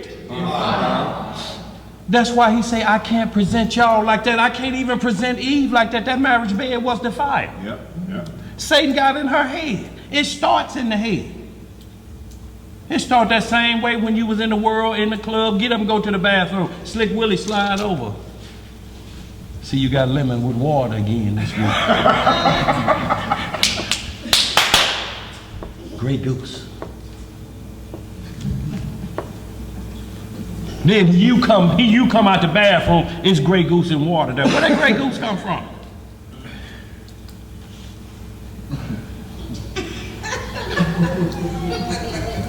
Y'all, this ain't nothing new what happened in the garden. Boy, you too good. This happens everywhere, y'all, and we do it, and we're in it now even more so. Because the days are like Sodom and Gomorrah and the days of Noah. You're gonna have to walk a tight walk, and you can't let. This is why it keeps saying, gird your what with truth.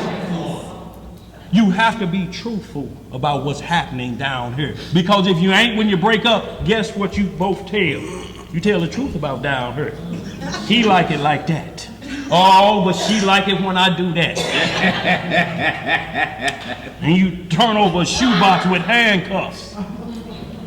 Anal intruders and this and that. Ankle what? And look, that's what you tell on each other. Oh, no. You tell why the marriage bed is defiled. Yeah, that's the first thing.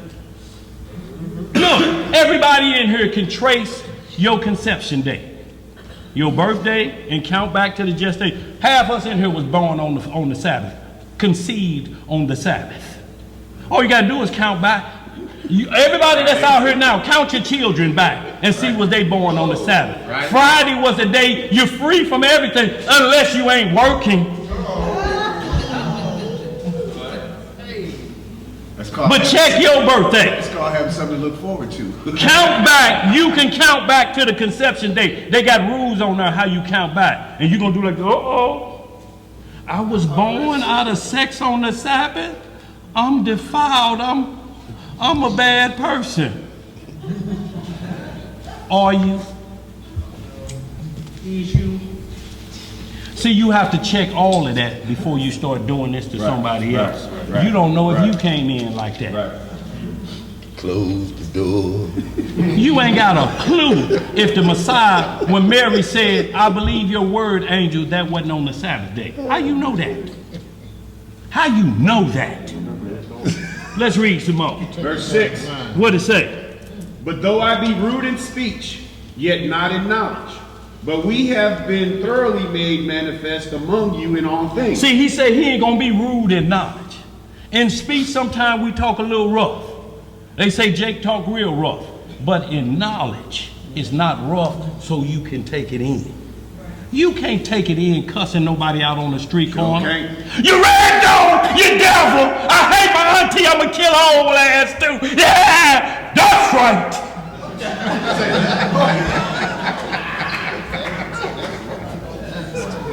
You're rude in knowledge. Who can hear you hollering that? Ain't God for, here you go, in the Gentile mindset, you are no good, I'm gonna kill you too. That's right.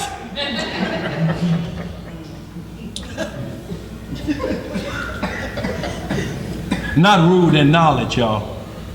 You have to give them an avenue to accept the light. Let's read some more. You was gonna stop there? No, take it to 9. Okay. You're right. Huh? Good. Oh, you was caught up in the, what they doing up there? You start reading something. Oh, okay. I thought you was up looking on the phone. Damn, it is a flag up there. Where you at, bro? Verse 7. I have committed an offense in abasing myself that ye might be exalted, because I have preached to you the gospel of God freely. Well, how did he preach it to us? Freely. I robbed other churches, taking wages of them to do you service. Yes, sir. And when I was present with you and wanted, I was chargeable to no man for that which was lacking to me.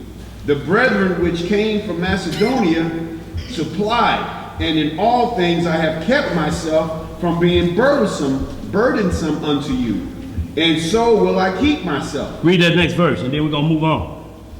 As the truth of Christ is in me, no man shall stop me of this boasting in the regions of Achaia. So he's saying no man going to get in the way of me talking about the Messiah. The high priest after the order of Melchizedek, not Aaron. Right. How you going to disrespect Aaron? Aaron was a schoolmaster. You're no longer under the schoolmaster. How hard is that to understand? Then that means you got to figure out Genesis to Revelation. How does it apply to the order of Melchizedek? You see it already. You don't want to see it because that means you got to think about it up here. You can't wear it on the outside. You're like white as sepulchres. But inside you what? Filthy rags. Dead men's bones and filthy rags. Let's move on, y'all. I want to hurry up and get this, y'all. We was talking about the marriage, the greatest 3 things that ever happened at the beginning. In the middle, we're going to skip through a few, but hit me John chapter 2 and start at verse 1. Exodus 19. Yeah, I need to get that, Elijah, though. Hold on, before we get that. Get that Exodus 19 and 14, y'all. We're going to move through them, y'all. We ain't going to read long. We're just going to have to skip through now because of time's sake. John 2:1.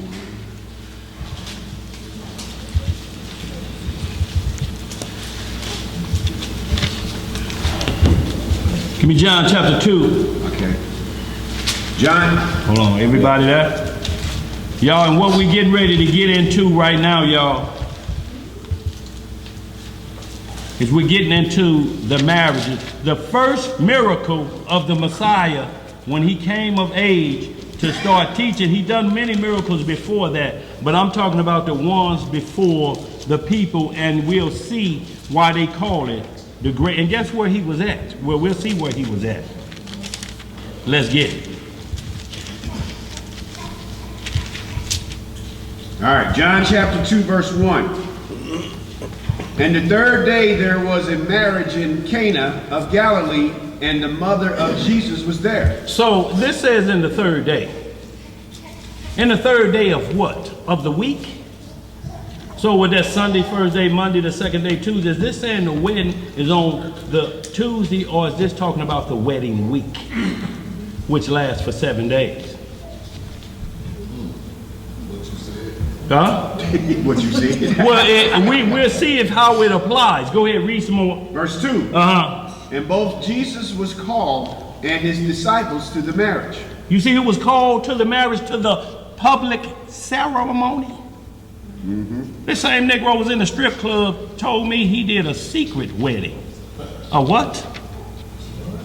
And yes, it was secret because when the boy was presented with, am I your wife, in front of somebody else, the other person asked, who was this? I don't know. Oh yeah, that's how they get down. I don't know who that is. Because it was a secret marriage.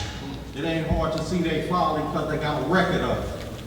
See, when you see the Messiah, and we constantly seeing this is being done in what? Public. In the Garden of Eden, it was public. Right here, he's at a wedding in Canaan on the 7-day wedding feast day, and day number 3, and it's public. Or it's the 3rd day of the week. But it's still 7 days in a week, ain't it? Let's read some more. Verse 3. What it say? And when they wanted wine, the mother of Jesus said unto him, they have no wine. They have no what? They have no wine. Uh-oh.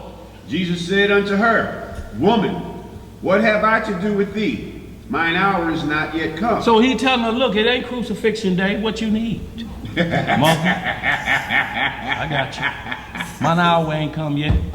Use me while I'm here. That's what he was trying to tell the disciples. That's right. Get on this train while I'm here. Y'all can lock yourself in now. That's right. But some time gonna pass by. But I can't tell you, because if I tell y'all, they're gonna be talking about this in the Sears building. Y'all gonna lose faith. You're already losing it now. Let's read some more. Verse 5. What it say? His mother said unto the servants, Whatsoever he saith unto you, do it. And there were set there 6 water pots of stone, after the manner of purifying of the Jews, containing 2 or 3 firskins apiece. I need some more glasses. Yeah, me too. Go Jesus said unto them, Fill the water pots with water, and they filled them up to the brim. Right. And he said unto them, Draw out now, and bear unto the governor of the feast. See who controlling the feast? The governor of Rome. Or whoever the governor of Israel is at this time, but he's at the wedding feast. Sure is. This is public knowledge. We wasn't ruling Jerusalem at this time, was we? Who was sitting on the throne but King Herod now? It said the Idumean. So you got the governor of here. If he's an Israelite, he's still working for the establishment. He's there recording the wedding. Right. It ain't our city. Right. No more. Somebody else in charge of our city.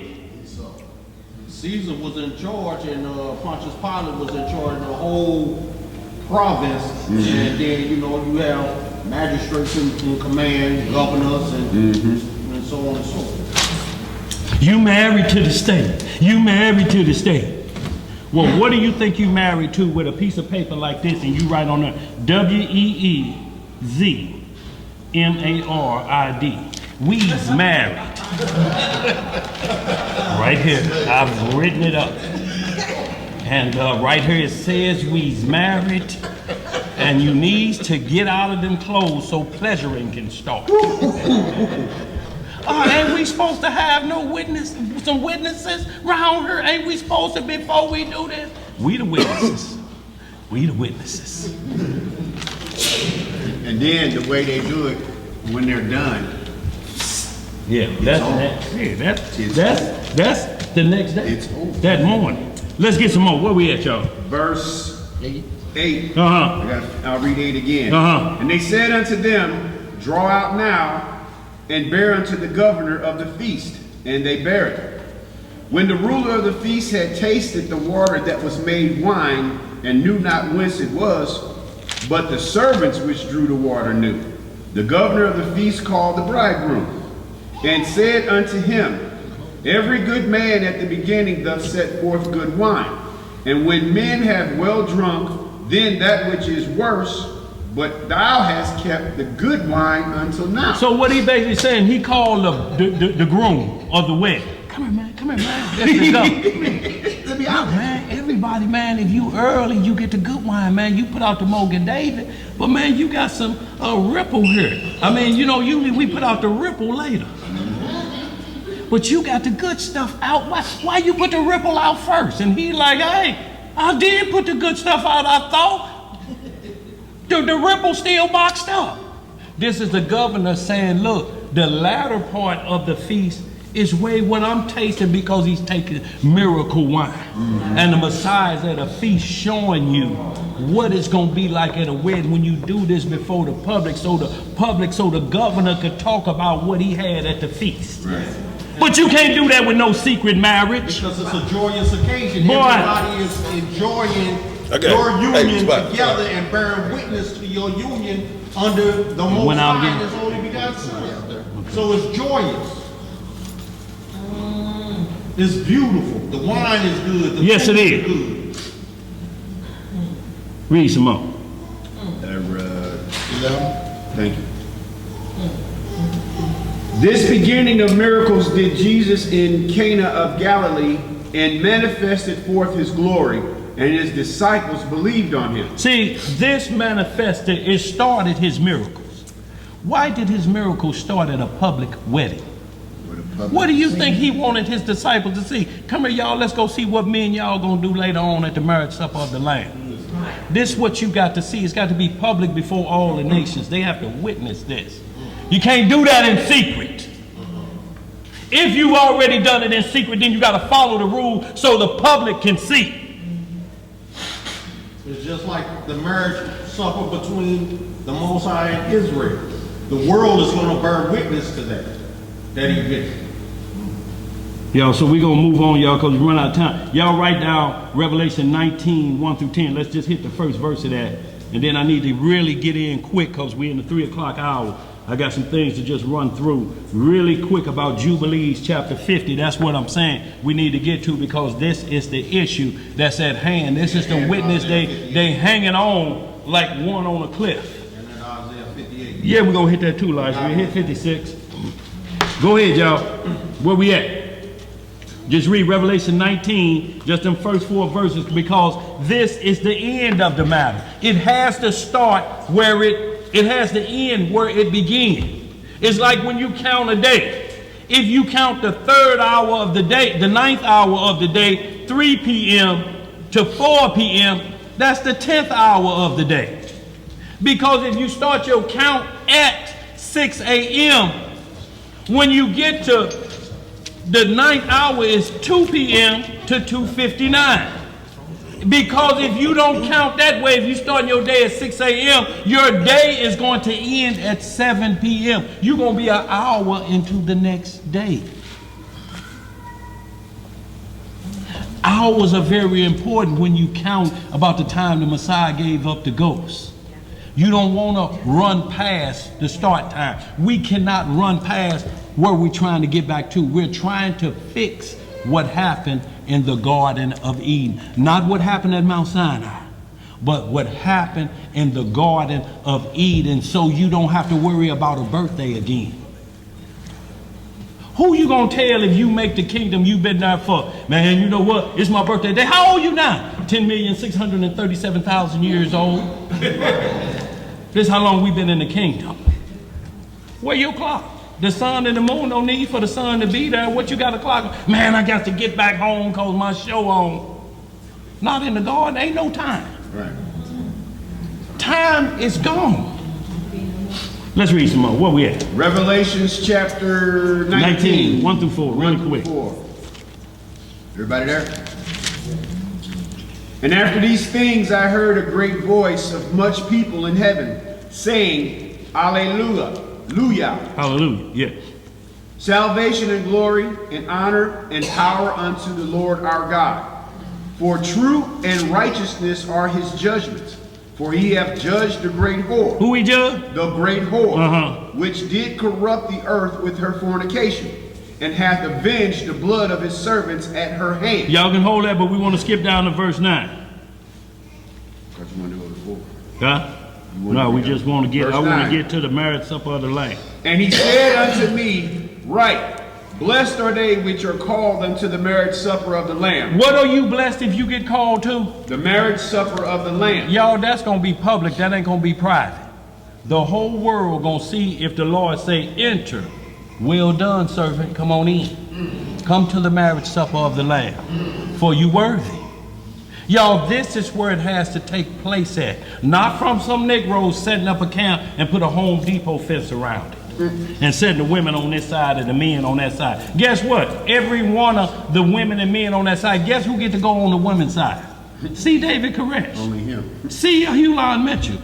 Guess who get to go on the women's side? And guess if your wife on the women's side, guess what? You can't even, you look at David Koresh, they slept in separate quarters and were married.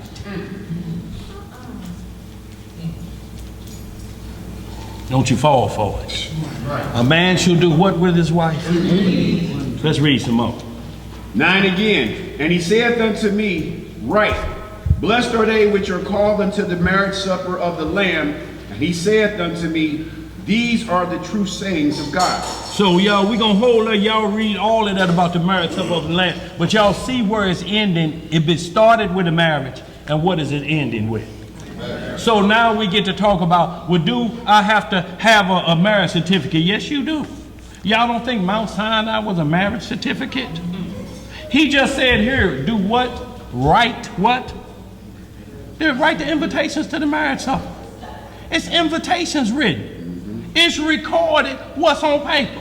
What do you think Mount Sinai? Y'all don't think that was a marriage contract? Didn't he write with his finger? It was a covenant. Thou shalt not do this, thou shalt not do this. Then he sprinkled the people with blood, like the hymen blood, and said, here's your marriage certificate. Do the whole world follow that marriage certificate? It's the same thing. It's the covenant you made. If you make a covenant to go in the chambers first, you agree to that covenant.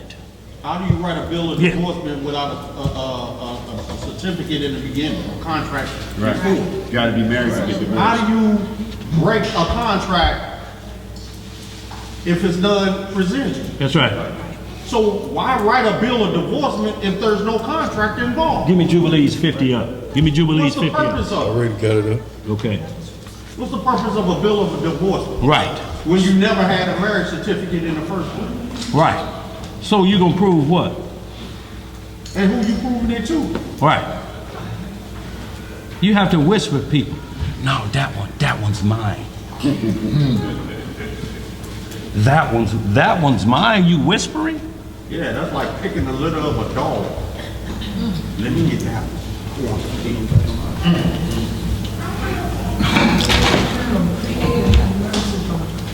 Let's get it, y'all. Exodus 19:14. Y'all, we're gonna roll through these really quick. I'm gonna just hit one verse on these. Y'all, what I want to do is show you the different things, and we're gonna see again when the Most High says abstain from a woman. We're gonna see if anywhere else in these scriptures have it ever said abstain from your wife on the Sabbath day. You have abstaining when you get ready to have a bride. Even if it's a bride that's being married for the second time, it still have to be some cutting off period so she can be like a bride for the first time for you. Don't they always say you can't see the bride yet? Yeah. We can't present her to you yet. She's not ready. She's not ready yet. So where does all that come from? Boy. Well, if it's not public, you won't ever have to worry about that. Right. See, public is so somebody can say, no, man, that's such and such wife. Man, no, that's such and such husband. So the public know it. It ain't no shame in the game. If I have to do it, no, nigga, that's Willie's woman, nigga. Okay. Nigga, Willie's woman. You know how Willie get it. Exodus 19:14. Exodus chapter 19, verse 14. What it say? And Moses went down from the mount unto the people Yeah. and sanctified the people. What he do? Sanctified the people. Right. And they washed their clothes. And he said unto the people, Right. Be ready against the third day. Be ready against what? The third day. Come not at your wives. And it came to pass on the third day in the morning that there were thunders and lightnings and a thick cloud upon the mountain and the voice of the trumpet exceeding loud, so that all the people that was in the camp trembled. And Moses brought forth the people out of the camp to meet with the Most High. And they stood at the nether part of the mountain. And Mount Sinai was altogether on a smoke, because the Most High descended upon it in fire. And the smoke thereof ascended as the smoke of a furnace. We can hold her. Now look, we got instructions right here when you can't come at your wife. Did this say the Sabbath day, or what day did it say? The third day. Is it the third day of the wedding feast, or is it the third day of the week? Even though what choice you do, it still ain't talking about not on the Sabbath day that he got them ready. It's the third day. And then not only this is a most holy event. Yeah. Where the Most High is presenting himself to Israel. And he says, you're going to have to come to me unblemished. Unblemished. Unstained. On this particular day, don't go in unto your wives. He's being very specific here. Just in case something may be wrong, somebody leaking. He's being very specific here. We just read, you got to be a do not transverse. come at your wives. Yeah. On the third day, do not lay with your wives. Because I'm going to show up. This is a miraculous moment. Yes, this sir. Is, I need you to present yourself as a chaste virgin. So it got to be two witnesses somewhere just explaining it just like this. On the third day, we just read that the marriage in Canaan was on the third day. We just read this day. And we're going to go through the law and we're going to see anywhere that it says, come not at your wives on the Sabbath day. Now you can run Isaiah 58 and you talk about pleasure. Pleasure could be anything. Pleasure is, thank God it's Friday. You start off the Sabbath day saying, I'm going to a spot that have 2 drinks for what I used to pay for 1. That's your pleasure. You're starting off the Sabbath with a possibility of getting drunk. Because they're doubling it up 2 for 1. Not only that, somebody may get up on the table and start dancing and take their top off or pull their shirt off. On the Sabbath. It warns about that. But if a man is with his wife, you call that work? He's working. 2 or 20 minutes? See, you don't know nothing about work. Work is 8 hours. 2 or 20 minutes, that's all it is. And look, if it's 2, you explain it. It was that hard work. You don't say it was this work, you say it was that hard work got me short. And then she say, it's okay, baby. How you feel? How you feel if she do that? It's okay. I know you a warrior. Yeah, right. I'll give you another chance is what you want to hear. Let's read some more. Where we at? Let's get it, Elijah. You hit that 19:14. I just wanted to see that third day again. That's all we wanted. Matthew 25:1, and just hit that Matthew 25:1. Yeah, we're going to skip. No, I tell you what, let's hold that. Let's get right into Jubilees 50. I don't want to belabor that because this is a grabbing point of the law. And once again, if you're reading the book of Jubilees and you don't mention it's written under the order of Aaron and not under the order of the Melchizedek priesthood, it's going to touch on it because within the order of Melchizedek, there's jubilees that get you to the order of Melchizedek in weeks. And then, y'all, we finna hit the marriage week. When a man and a woman go on what's called a honeymoon. When everybody leave the wedding, you waving, where you think they going to? Where you think they going? The father waving. He can wave like that because she ain't come back to his house with her belly full and don't know where the daddy at. He can do this. Yeah. He's not, you think he's worried about, he gonna be killing my baby girls. I used to hear they used to call him table leg when he worked at the tire shop. He ain't worried about that. Oh, man. He worried about it if you heard she just been hanging around the tire shop. But if her raiment and her food and shelter ain't done, then you got something to worry about. Jubilees chapter 50. You want to start at 1? Yes, sir. It's something very important. He's going to put it up on the board for whoever don't have it, y'all. This is very important because this is the chapter, but what we're going to see is what else you can't do on the Sabbath. And we're talking about the law of the Sabbath. If you break this one, you keep that one, and you break this one, it's still you done broke them all. Remember something in your study. It's just like going back to elementary school, where anytime you read anything, you always had to start at the beginning. Yes, sir. The understanding of the context in which something is explained to you.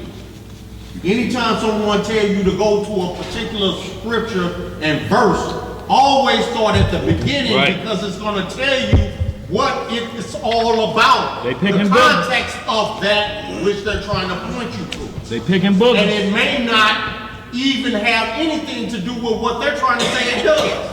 We'll find that out in Isaiah 58. That Yes, it sir. had absolutely nothing to do with sex on the Sabbath. Yes, sir. He breaks down what the pleasures were that Israel were having on the Sabbath that he was disapproving of. Go to the beginning. We always talk about the etymology of a word. Yeah. Go to the etymology of one's BS. Go to the etymology of everything you're dealing with, so you get a full understanding of the context in which it's being used. Jubilees chapter 50 verse 1. What it say? And after this law, I made known to thee the days of the Sabbath. See, that's a plural on there. It didn't say Sabbath. It says S. So there's multiple Sabbaths that's going to be explained in here. You got to know them all. You just can't know them for the one at the end of the work week. You have to know them all for the feast days. Go ahead, Elijah. And after this law I made known to thee the days of the Sabbath in the desert of Sinai, which is between Elim and Sinai. And I told thee of the Sabbaths of the land on Mount Sinai.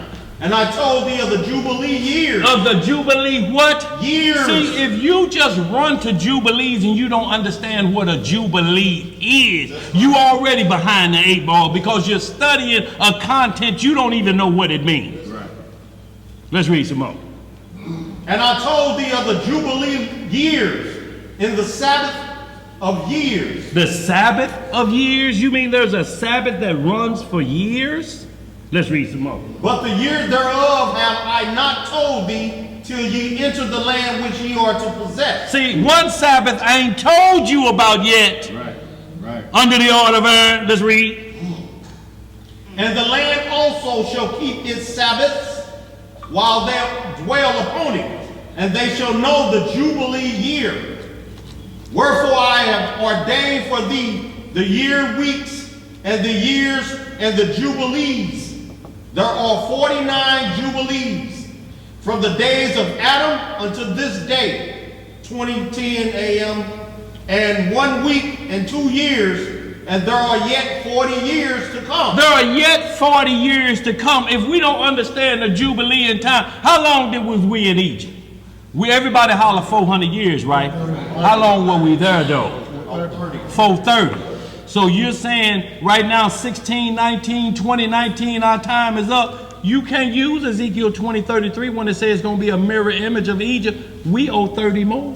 Mm-hmm. You got 30 more to go. And we still here. And we still here. You got, at least you have to account for 30. If it's going to be just like that, how do you exclude this and start making t-shirts saying 2019? What if it don't happen in 2019? Y'all see how fast 2019 is gone? We in what month already? We're in the 5th month of this year, and it was just like it was January the 1st under their calendar. And then certain events still have to take place. Yes, sir. What that is a waste of a good t-shirt. Yeah. Go ahead, bro. Give me my money. Yeah. Go ahead, bro. For learning, Upset someone. For what? for learning the commandments of the Lord, until they pass over into the land of Canaan, crossing the Jordan to the west. And the Jubilees shall pass by, Right. until Israel is cleansed from all guilt of fornication. What do they have to be cleansed from? All guilt All guilt of fornication. and uncleanness and pollution and sin and error, and dwells with confidence in all the land, and there shall be no more a Satan or any evil one, and that land shall be clean from that time forevermore. Now, this is the place where Jubilees jumped into Melchizedek. Because who is he talking about when there's no more Satan? Who's ruling the earth at that time? Messiah. Huh? He said these Jubilees have to pass before you see this. Right, right.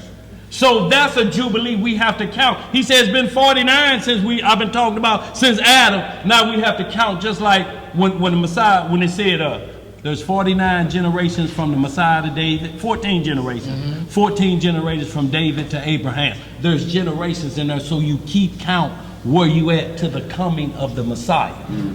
Jubilees don't touch. This the last chapter. It's not talking about the Messiah, but right here. You see 50 chapters. But when we get in the last chapter, it tells us the Jubilee you need to be watching for is when Satan is locked up. That's the Jubilee of the Lord. It's the rest of the Lord, and it starts off at 1,000 years. Will you, if you're left alive, be bearing children during that 1,000 years? Every camp teach that. Yes, you do. That's a Sabbath rest.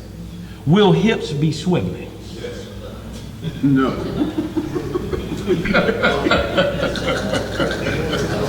It says children will be born, and they'll be 100 years old, a child, in that mindset. It says old men will be this old. This is talking about the kingdom, and you'll reproduce. The only people would say won't be reproduced if you're dead already, because you'll be like the angels. You'll be like the angels, right? But the dead, but the living who will remain shall not precede the dead, because they didn't gave their life for it. You have to wait when you left alive. That's the same thing Isaiah 4 is saying. But these camps now are trying to get 7 wives now. That's in the same Jubilee, the day of the Lord. All you have to do is keep reading. They don't let the women keep reading. That's all you got to do. That's it. It's simple. It says that's in the day of the Lord. When there be, you just called me Isaiah 3 and you trying to get 7 of me? But in the day of the Lord, I'll be cleansed from Isaiah 3. You can't wait until then? No, I can't wait. I got to have 7 of you now. I'm not going to wait on the day of the Lord. Because they don't believe in the day of the Lord. That's right. It's no faith. Read some more, Elijah. Even them the day of now. Let's finish this 50th chapter. Verse 6. Yeah. And behold, the commandment regarding the Sabbaths, I have written them down for thee, all the judgments of its law. 6 days shalt thou labor. Strike number 1 if you ain't doing this. You can't even talk about sex. This starts it off. Before you even get to the end of the week to even think about sex, this is the first commandment. Do what? Punch a time clock. We ain't got to that yet. We're on day 1. But a Negro that's on disability screaming, no sex on the Sabbath. Let's read, Elijah. You getting government handout. Yeah. And the government running your household. The same government you talking crazy about. You need them. Let's read. 6 days shalt thou labor. Yeah. But on the 7th day is the Sabbath of the Lord your Elohim. In it ye shall do no manner of work, ye and your sons and your men servants and your maid servants and all your cattle, and the sojourner also who is with you. Who is that sojourner? Are those wayward Israelites? Or that's somebody from another nation? But they say, oh man, y'all hiring Israelites to serve food at the Sabbath. Boy. Let's Y'all get it. supposed to have heathens serving y'all food on We ain't in our kingdom. That's the problem. Y'all think y'all at home. trying to turn. Look, you talk about English being a bastard language, and then you run your phrases of Hebrew. Bahashim, Hawashah, Habashah. What you say, brother? Oh, he was just breaking it down to him. You're going to explain it to him in the bastard language. You're going to explain what you said in Hebrew with the bastard language. Right. Foolishness. Like you say, speak a complete sentence. Yeah. Let's read. Verse 8. What it say? And the man that does any work on it shall die. Whosoever desecrates that day. We're talking about desecrating a day. So now we have to get to where the marriage bed is honorable in all. Does in all include the Sabbath day? Yes, it does. If it does not, we have to see here where it's detesting it, and it has to be written twice with the same language. It ain't no language we have to guess for and say, well, Isaiah 50, it's going to be written clear 2 times.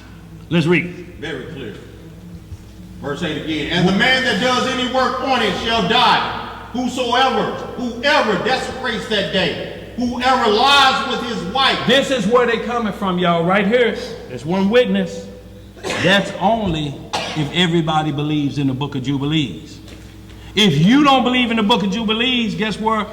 I can't even bring that to you first. Right. But this says the volume of the book is written of me. I'm old to find the two in the Bible in case you don't trust Jubilees. I can't make you trust Jubilees. I've studied Jubilees. I trust it, but I can't make you trust it. And if you trust it, then you can't be short on none of these violations on the Sabbath day. Right. Not only sex, you can't do none of the rest of it. Let's read some more. See, they just chose that one. It said desecrate two. Go ahead, bro. All right, let me read on. Let me verse 8. And the man that does any work on it shall die. Whoever desecrates that day, whoever lies with his wife, or whoever says he will do something on it. Something, anything. Right. Go ahead. That he will set out on a journey. I'm going to class on the Sabbath. Oh, we didn't trip. Y'all in error. Who rode the bus down here? Did y'all pay the bus driver? Let's read some more. You violated the Sabbath. Let's read some more. You in error. I ain't walking You from gotta die. It says, whoever says he will do something on it, that he will set out on a journey thereon, in regard to any buying or selling. Right. And whoever draws water thereon, which he had not prepared for himself on the 6th day. And whoever takes up any burden to carry it out of his tent or out of his house shall die. If you have a problem when we get to Leviticus 15 of a flow of blood that come on you, the instructions say wash yourself. If that happens on the Sabbath day, do you just smell like big cat country? All the Sabbath. Y'all ever been out to Forest Park? Do they stay like that on the Sabbath and that will keep it holy? Because she can't draw water. It just come down on her on the Sabbath day. She can't draw water. And bathe herself. But if this is one of what we're going to get to Leviticus 11, because it say it can happen at any time to a woman, any day. But the rules say she must wash herself completely in water. You can't draw water. You can't draw water. Big cat country. Let's read some more. That ain't our word, this is the word. This is what they're leading to. Jubilees 50, this is what they're leading to. Now mind you, they only got the land with the wife on it out of this. Right. But we've seen other things as well. Let's read on. They say, do they actually Verse 9. Thou shalt not buy 40? Right. Verse 9. Ye shall do no work whatever on the Sabbath day, save what ye have prepared for yourselves on the 6th day, so as to eat and drink and rest and keep Sabbath from all work on that day, and to bless the Most High Elohim, who has given you a day of festival and a holy day. And a day of the holy kingdom for all Israel is this day among their days forever. So, hold on, we're going to keep reading, but right here, you can't drive, you can't come to class, so you're stuck with what this saying is laying in the bed on the Sabbath day. You can't move, you can't strike a fire. Can't do nothing. You can't break wind, you can't do nothing. You just got to lay there in the bed. And breathe. And breathe. And meditate. That's it. And meditate. You cannot move. It say go on a journey. Bible class, I'm 270 in West Florence. Is this longer than a 12-day journey, walking more than 12 hours if we was to walk, if I was to walk from that down here? Jabez come from Columbia, Missouri to class. He way beyond the thing to come to get this. But y'all, after we read this, we're going to get into who's the Lord of the Sabbath. That's right. See, that's the Melchizedek high priest and king. What he say, word is bond. That's right. You can read this, but we already read, he told you that Jubilee is coming. That's the Jubilee we got to be ready for, because that's when the land is going to be free of Satan. You want to go home now and Satan is running Jerusalem? Exactly. Satan runs Jerusalem. Let's read some more, Elijah. Go They ahead. don't believe. Yeah. Your brother over there comes from Illinois. Yeah. Go ahead. Go ahead, bro. Verse 10. What it say? For great is the honor which the Lord has given to Israel, that they should eat and drink and be satisfied on this festival day, and rest thereon from all labor, which belongs to the labor of the children of men, save burning frankincense and bringing oblations and sacrifices before the Lord, for days and for Sabbaths. So do we bring sacrifices before the Lord? We slaying any bullock? No. See, this is where it say the priests profane the Sabbath but are blameless, because they had to kill animals on that day for our sins. They were, even though that was work, they were blameless. Well, what the Messiah is bringing in, when something has to be done, even though it seems that you profaning the Sabbath, you have to do it. Right, he took away that word. If you are coughing and you're about to die and you feel your heart about to jump out of your chest, do you pick up that phone and dial 911? 911, no, it's the Sabbath. I ain't gonna do it. I'm not gonna have them ambulance worker working for me. Levi Raphael said, it's some hot pepper tea I can take.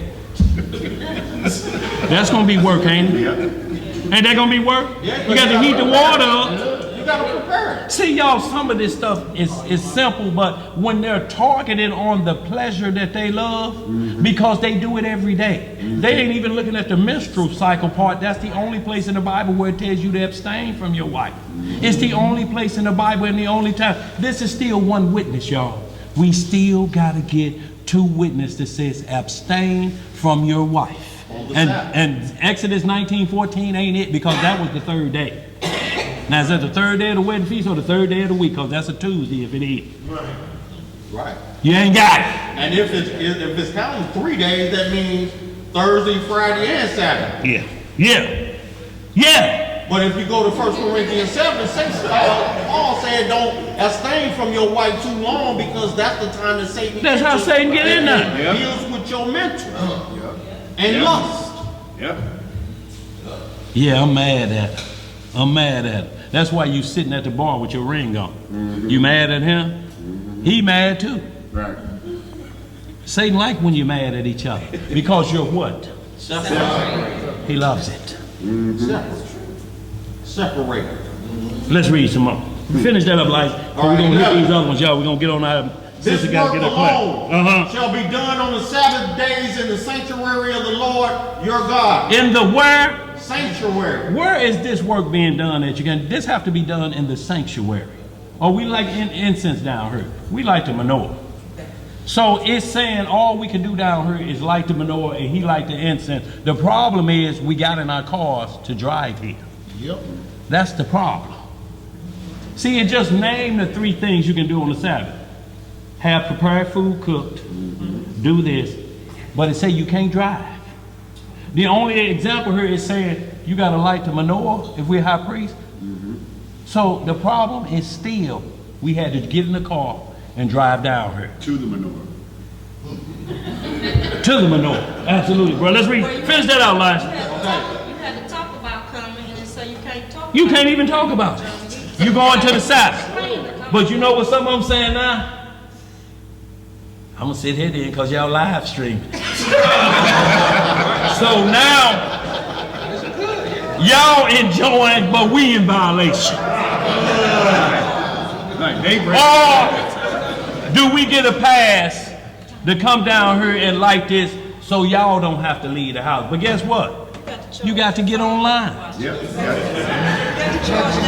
to fire up that computer. There it is, God's Warrior 298. There it is, baby, there it is. Man, it's just, when you actually look at it, you see how foolish it is. Look, my phone dead right now, so am I gonna just leave it dead? I'm plug it in. You better not turn it back on. Right. The Most High is not the confusion. A lot of this is elementary. Yeah. It's elementary. Pre-primer. That's what the old heads used to say, kindergarten, before regular school. This is elementary It's work. pre-primer work.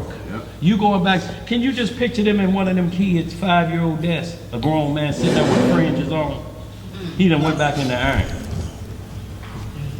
You're trying to learn all over again and you're a grown man. Can a man go back into his mother's womb? That's what Nicodemus has, and he like, boy.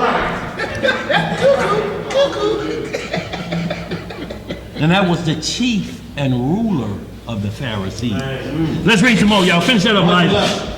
This work alone shall be done on the Sabbath days in the sanctuary of the Lord your God, that they may atone for Israel with sacrifice continually, from day to day, for a memorial well-pleasing before the Most High, and that he may receive them always from day to day, according as thou hast been commanded. And every man who does any work thereon, or goes a journey, or tills his farm. What was Adam told to do in the garden? To do what? Somebody contradicting somebody here. Or we ain't in the right Jubilee. Right. Because see, it said in that Jubilee what Adam was doing. That's what we seek, y'all. We don't keep we don't keep seeking a Sabbath that you got to sit on the bed Monday morning and do like this. Damn, it's another week to labor. Yep. But guess who the pleasure seekers are doing? Call me when you get on your break, baby. She called, what you doing? You're gonna have to stop and get some cereal. I made up all them children cereal.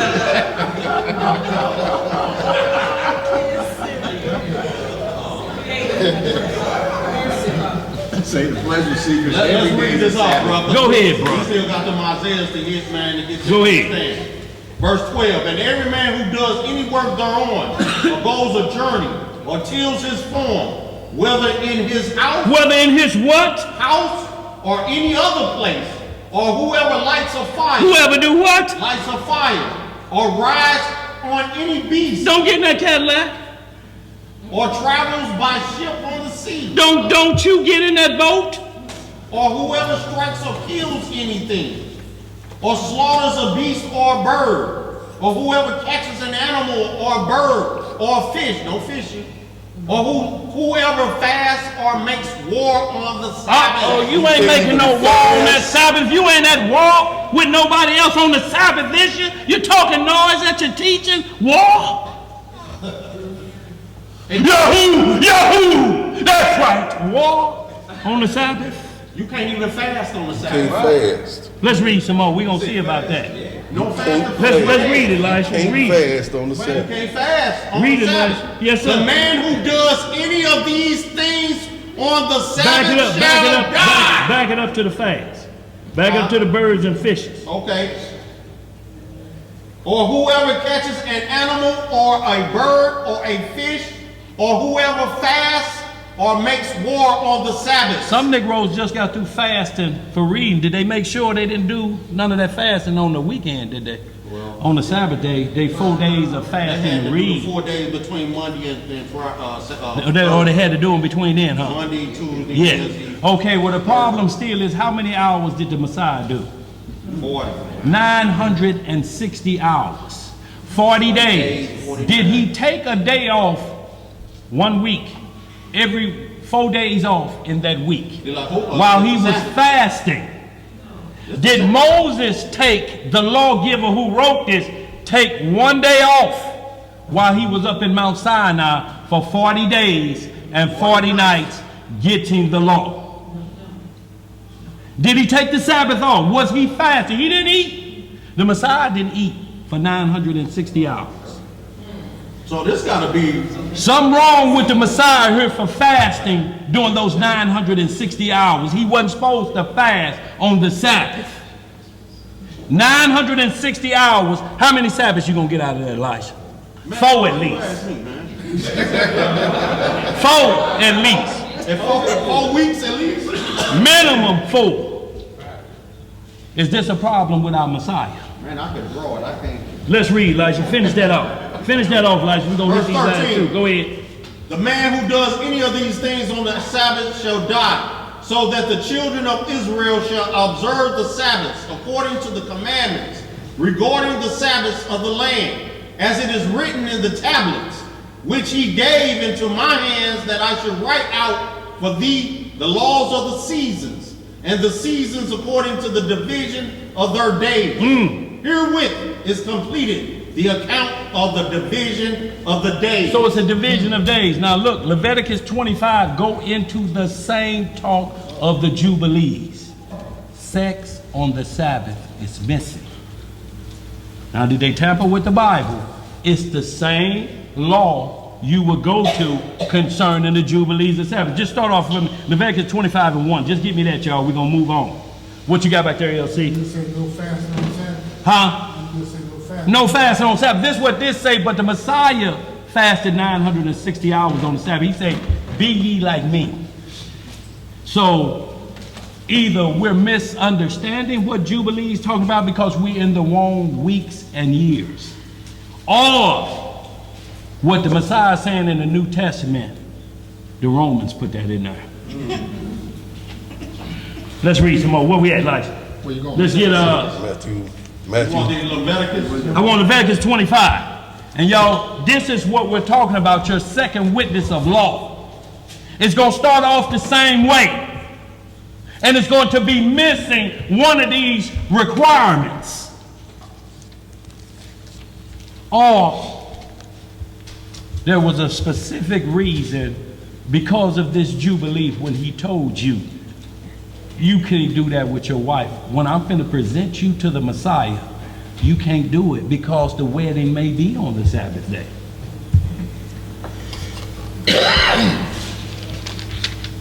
It's still going to be a week.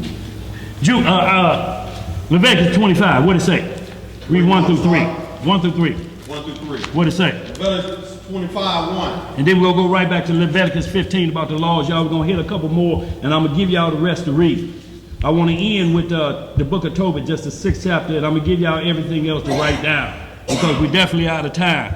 Go ahead, bro. We got to hit that, Isaiah. Yeah, we're going to hit that. We're coming with that next. And Go the ahead. Lord spake unto Moses in Mount Sinai, saying, speak unto the children of Israel and say unto them, when you come into the land which I give you, then shall the land keep a Sabbath unto the Lord. See, we just the got land. The land got to keep a Sabbath. When I bring you in, the land has to go into Sabbath rest.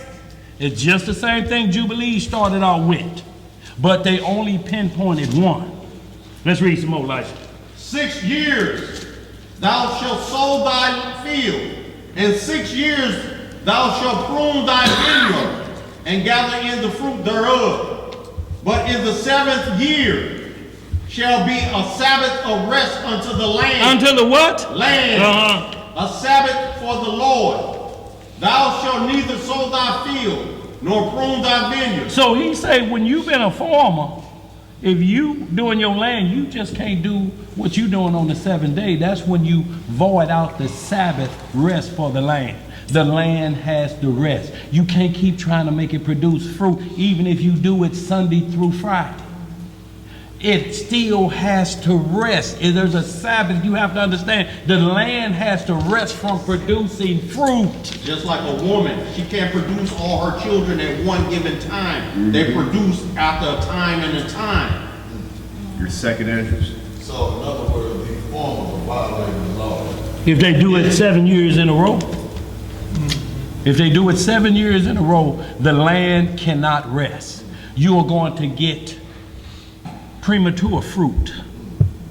If you notice the farmers when they're trying to sell their crops and everything, is after so many years that the crop can produce ripe enough fruit and vegetables to be sold. They can't do it every single, after so many years, all the time. That's There what they has call to it. rest. There has to be a period of rest for that land. Right. To then reproduce, the righteous fruit.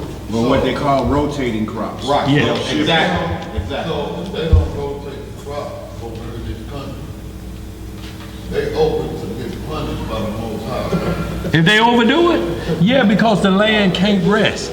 This is where salmonella coming from. It's because they're working 7 days a week. He told you the land have to rest, but people are working. The land is being worked 7 days a week. It's overworked. It's not producing anything anymore. It can't. It's depleted of all its nutrients. Right. Let's speed this up, y'all. So y'all read all Leviticus 25 and see no to match up with the Jubilees because it's talking about Sabbath and you won't see nothing about taking off on your wife. So right here, if Jubilees go away, you got no witnesses, Isaiah 58. Y'all, then we just gonna hit the book of Tobit, y'all. No, I got to hit Leviticus 15. Yeah. Y'all, we're gonna hit the book of Tobit and then we're gonna close out. We're gonna run through and these chapters only like 10 verses or so. So we're gonna run through them really quickly, and then I'll give y'all all the chapters to study. But we have to hit the wedding week with Jacob and in the book of Judges with Samson. A wedding week. And if you know, every time his woman said, "Tell me the secret," where were they at when she was asking for the secrets? In the bedroom. For 1 week. These Negroes through with y'all after 2 or 20 minutes because it's only pleasure to them. And they call that work. I put in some work the other night, dog. Did she smoke a cigarette? No, but she said she was gonna get a pack. Let's read on, y'all. Come on, man, go ahead, bro. Right. Y'all, let's get it. Where I say it was going? Okay, yeah. This is the law of where we're gonna see cleanliness, and if we gonna see one time that it says if something comes out of you on this day, y'all, we have to stick with what the law says. And then we're going to hit Isaiah 58 and see if it lines up with what the Most High is saying, the pleasures he talking about doing on your day. If a man and woman broke up and they come back together on the Sabbath, you saying, look, we ain't going to mend this tonight because it's this day. If that's your choice, but both of you have to agree on that, we're not telling you, you cannot say, I'm not going to do it. We're not saying that you can choose to abstain. The problem is the rules is talking about, can you abstain when she on her menstrual? Do you get mad? Damn, you gonna bleed to death, ain't you? The Sabbath's coming up. That's gonna be a problem. It is a problem. Let's read some more. Leviticus 15 and 1. I tell you what, we're gonna get right down to the heart of the matter. Let's get right to verse 19. Yeah. Look, when it talk about the law of a man, don't come into your father's wife. Start at 18. It's mentioned in Genesis. It's mentioned in Leviticus 18, Leviticus 20, Deuteronomy 27 and 20, Habakkuk 2:15. It tells you all in the law is 4 times not to come unto your father's wife. It's clear. All we're asking is for clear language, just like you read in Jubilee. It has to be clear. It can't be left for circumspect because I can make pleasure say anything. Right. Yep. Eve saw a tree want to be desired. If you talking about that pleasure, her desire was to another man on the rest day. You can't commit adultery on the rest day. And if you check your DNA, most of us probably was born on that day because that's when most people be off. Let's read some more. Reading in the book of Leviticus, chapter 15. We'll start our reading at around verse 16. Let's get some understanding. Yes, sir. And if any man's seed of copulation. Any man's seed of what? Copulation. What is copulation, y'all? No. And what is it? For the children's sake, it means the gun went off. For the children's sake, the gun went off. Seed of copulation. Boom. Bang, bang. Let's read some more. Boy, let's roll. And if any man's seed of copulation go out from him. Right. Then he shall wash all his flesh in water, and be unclean until the evening. Right. And every garment and every skin whereon is the seed of copulation shall be washed with water, and be unclean until the evening. And if you somewhere where you can't get to water, you are violating this. You got the crusties on you all day. You just pull your drawers back up and you just left some woman's house talking about this my wife? You got crusties on you? What's that smell? But what he always say about throwing The towel into the rag in the in the sink. sink. They say all your body. All your body. All your body. You So can't just monkey do bath with this the away. towel. They say all your body. How you at the hot sheet joint just like this? That's monkey bath. Monkey bath? Rag in the sink. Let's read some more. Verse 18. What it say? The woman also with whom man shall lie with, seed of copulation. They shall both bathe themselves in water and be unclean until the evening. See, what you don't want these scriptures to say is that sex is a crime. See, if you look at uncleanliness like it's a bad thing, then you're going to look at marriage and sex with your wife like it's a bad thing. The script say the man that found a woman has found a what? A good thing. See, did he find an unclean thing? No. What did it say he found? Good thing. So it's telling you what make that goodness continue is when y'all get through, get up and put some soap and water on you. You must put soap and water on you because this is talking about contamination because it's blood. And blood is the life. You can't just touch blood. The DNA is everywhere. How you think they're catching everybody? Because of their what? Their blood from their DNA. Let's read some more. Let's Verse get through 19. this. And if a woman have an issue, If she have a what? an issue, Y'all know what the issue is. Let's read. and her issue in her flesh be blood, she shall be put apart 7 days, and whosoever toucheth her shall be unclean until the evening. So you can't even touch your woman if this issue is like that. How many of you think they touching? You can't give her a kiss. You can't do nothing. And see, back when these were written, we had places of refuge where the women went without, and she didn't defile the body. They had houses or tents where the wives stayed during that time, and she didn't defile that which was in the household. Look, cause you can't touch nothing. Look, even if you got food prepared on the Sabbath day, right? She couldn't cook. If she come on the Sabbath day, she can't touch the food you Can't even got touch prepared on the Sabbath day, can she? She couldn't sit on anything in the house. She just got to point to the babies. Get that over there. And these nursing babies. I don't care about you with that pamper on. You're going to have to cook today. I'm unclean. This baby just started learning how to hold its bottle with both hands. And you got them at the stove now because you can't cook. You unclean. And how you going to feed them? How you going to breastfeed a newborn on the Sabbath day? Look, for a woman child, they're on their menstrual or they're unclean for 80 days. A man child, the woman is unclean for 40 days.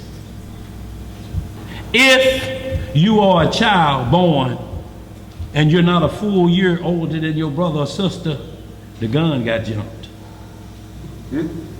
That's all I'm saying. One of your siblings are the same age as you, and it ain't by the same woman. Some time got cut off. And look, I know it's been 36 days. Hell, woman, I can't wait 4 more days. 40 days. Get in here. How much is 6 weeks? Times 7. It's the 40, man. Let's read. That's 36. Go ahead. No, that's 7 times 6 is 42. Don't be asking us. Don't ask me that. Y'all told y'all I was bad at math. Let's get it, y'all. Let's get it, y'all. Let's run through this. Let's run through this, y'all. Verse 20. What it say? And everything that she lieth upon in her separation shall be unclean. Right.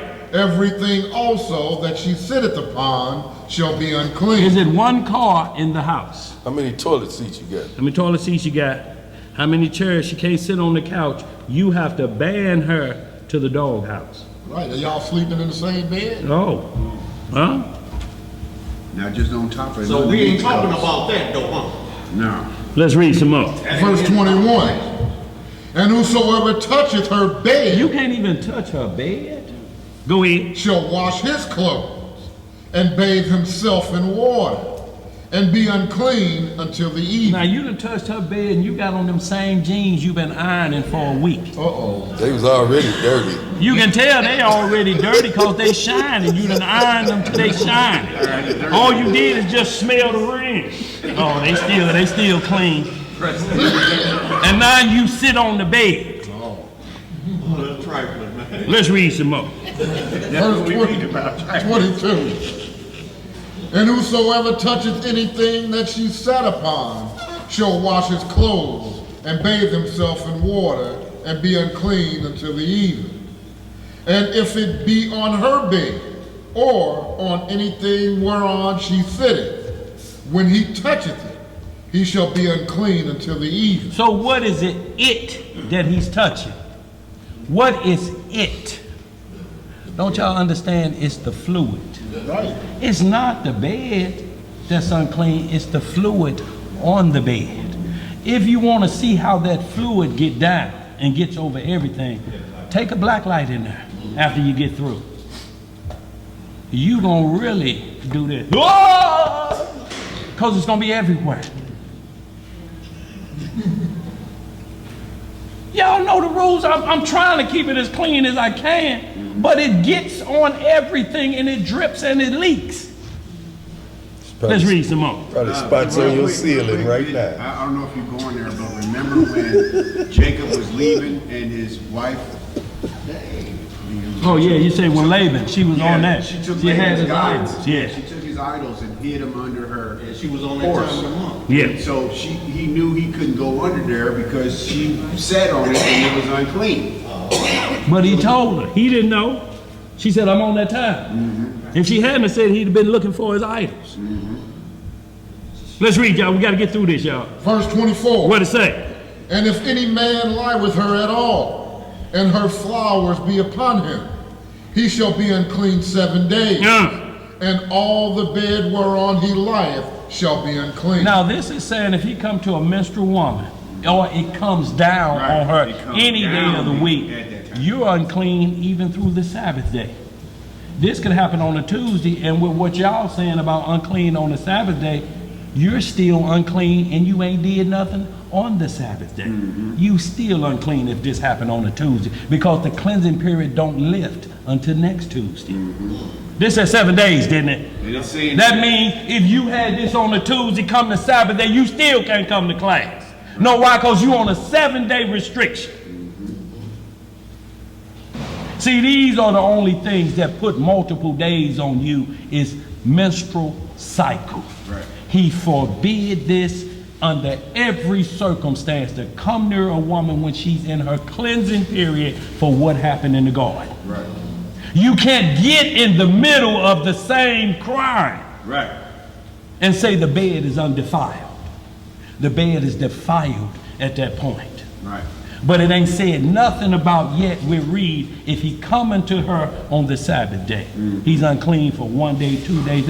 It's just sex on any day. You're unclean to evening. Does that mean you can't come to class? No, it don't mean you can't come to class, because you still got to do class at your home. You got to make the day holy. Doing this and don't move on the Sabbath day ain't keeping the day holy.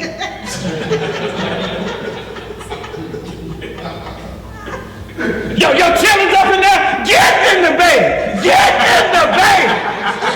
You talking.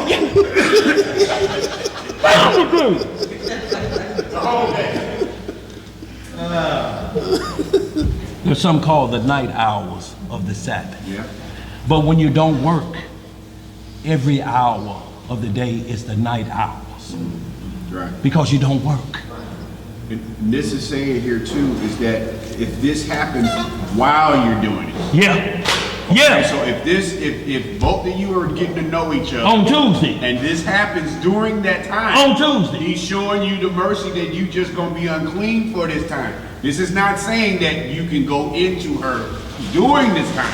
Right. It's saying if this happens while you're doing it. Yeah. It don't mean that she unclean, I can't wait 7 days, I can go ahead and do this, I'm just gonna be dirty. The bottom line, 7 days gonna be in there and you're not going to have sex on that day and you're still unclean. Do y'all understand what I'm saying? You were made unclean on Tuesday. You got to wait till next Tuesday. That's a Sabbath in there. Right. So you're still unclean and you ain't done nothing. Right. No hip swiveling. Right. And you're still unclean? Yep. Why? Because of what happened on Tuesday? Yep. Yes, you're unclean. Yep. For 7 days, but we're not being taught that. Right. See, you think it's all for you when you go to class, but who you gonna tell? What husband gonna tell the rest of them? Man, shit, I ain't really supposed to be here, man. You know that thing come down on her.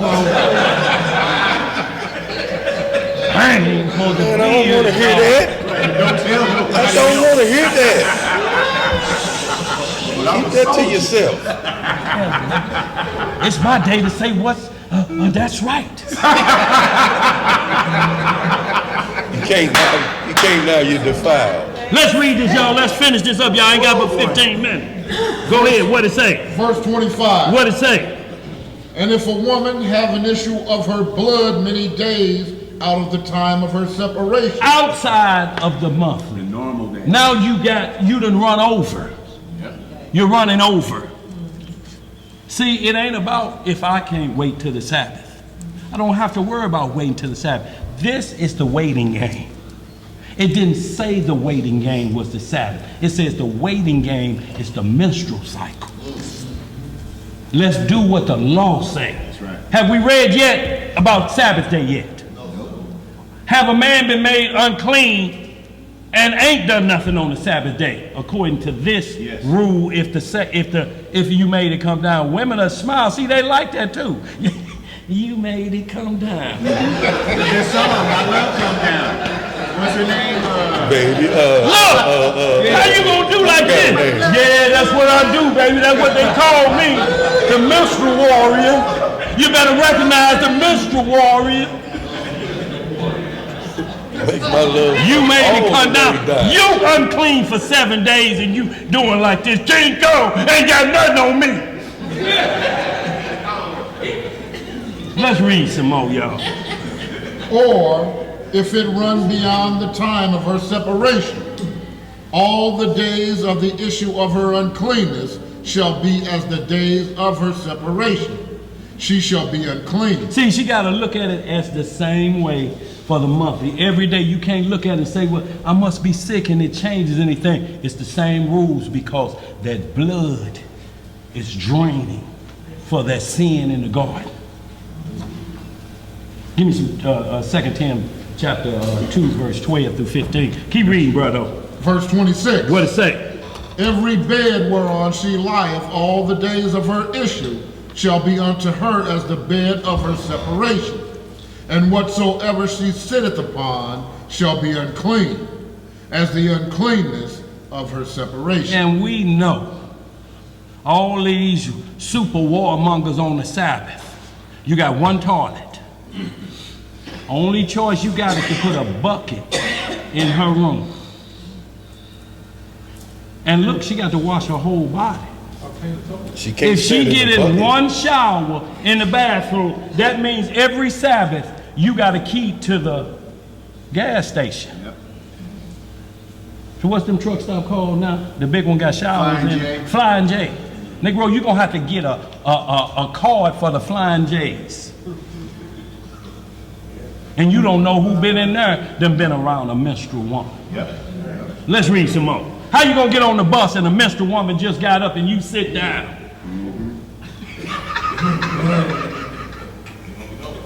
This seat feel extra warm. Yeah. Just start asking. Right. Yeah, you gonna ask, are you on your menstrual, man? Hey, you better not ask these women in St. Louis there. What you say? Oh man, it's still boy. Let's read some more. Verse 27. What it say?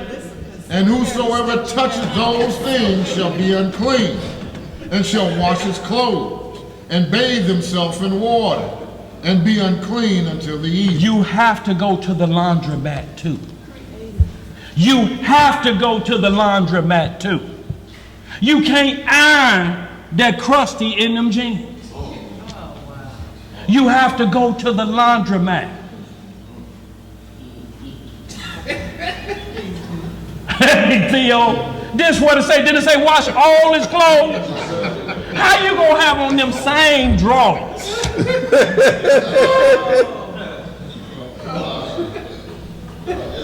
Let's read some more. Verse 28. What it say? But if she be cleansed of her issue, then she shall number to herself 7 days, and after that she shall be clean. Now this don't mean the regular, then she counts 7 days. This is the run-on, because you have to make sure that that issue is fixed. You understand what I'm saying? So she has to give it 7 more days to be certain, so she don't draw you right back into uncleanness. She can't say, I think it stopped. 7 days will ensure it has stopped. Now, he's already done been past the menstrual cycle. Now she done run 11 days over on this. Now she got to put another 7 on that. Who gonna wait? See, that's where the waiting game is at. It ain't waiting on a weekly Sabbath. That's the waiting game. This is saying you can be waiting so long, if that blood flowing, you got to wait.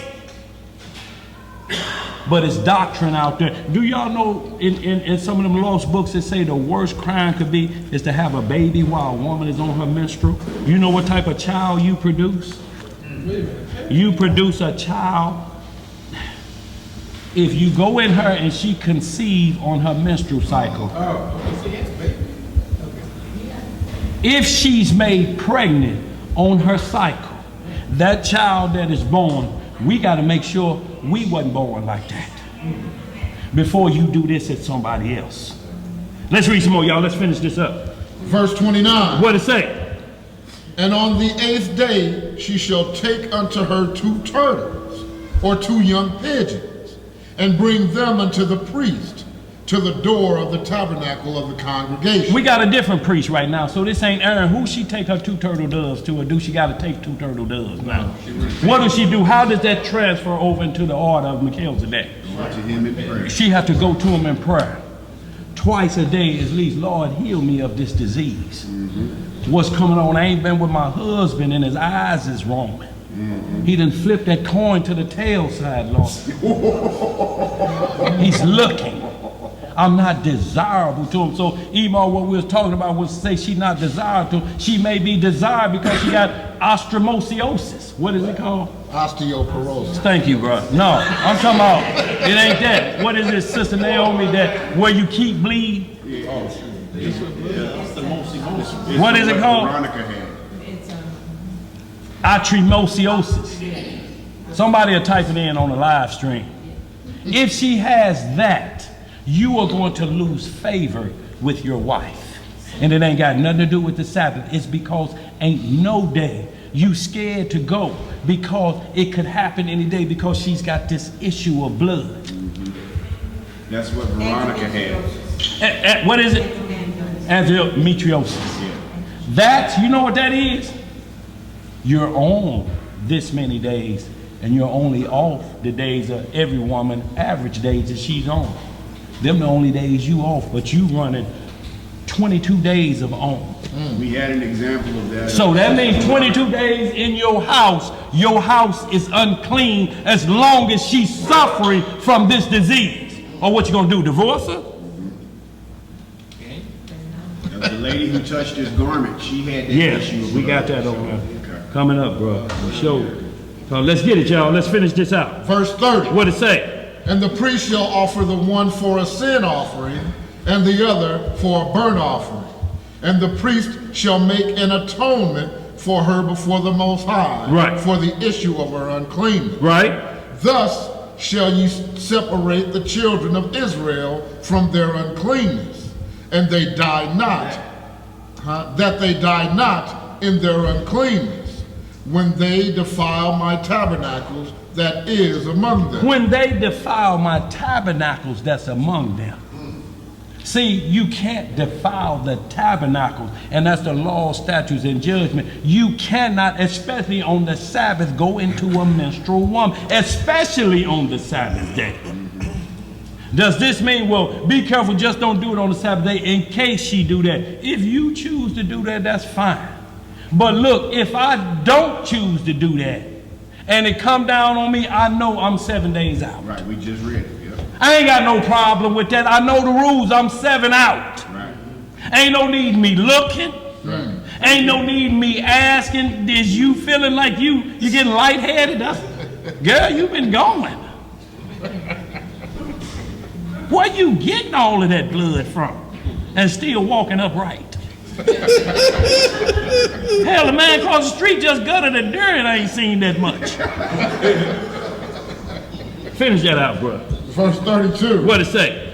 This is the law of him that hath an issue. This is the law of him that what? Hath an issue. Go ahead. And of him whose seed goeth from him, and is defiled therewith.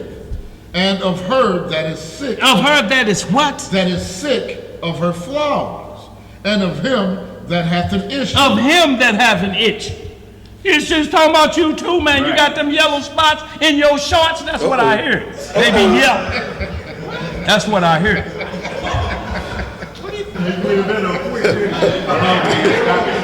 Look. Hey, that's the real. Y'all know what them yellow spots are, and they may not be, but non-infectious gonorrhea is a yeast infection that's coming out of a man. Yes, drip, drip. That's correct. And it leaves yellow stain. You got to go get them yellow and black pills from On Grand. That's what they told me. Yellow and black pills from On Grand? From On Grand. What's that address? Hey, I don't know. They didn't tell me that.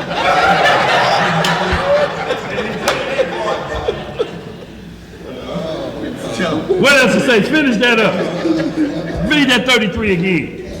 And of her that is sick of her flowers, and of him that hath an issue, of the man. Of the who? Of the man. And of the woman. And of him. Of who? And of him that lieth with her that is unclean. Look, y'all, when you doing these fly-by-night weds and saying sex is that, she may be unclean. Yeah. She may have just got through yesterday and you done already made her your wife in the parking lot of the club. Uh-oh. In the parking lot? Of the club. Y'all read all of that. Look, he's right. Y'all, look, and this is what we talking about. Elisha, really quickly, give me Deuteronomy 23:10, y'all, because this moves into the supernatural. Y'all, I'm going to give y'all these scriptures. We're going to write down the rest of them for time's sake and let sister get to her class. But these are the ones when it happened when you're asleep. Y'all have to really understand up here what happens if you do this in your sleep. Do you know you're not off limits in your sleep? What if a seed go from a man on the Sabbath day in his sleep? All young men experience is called a nocturnal emission, or what we call a wet dream. If that happens on the Sabbath, who you gonna tell? Bro. Oh, damn. Boy. You're right. Boy, I can't tell you who it was with. Right. What, boy? I had a boy told me, he said he loved to dream so much he would come home and get out of his work clothes. At 3:30, he was already in the bed.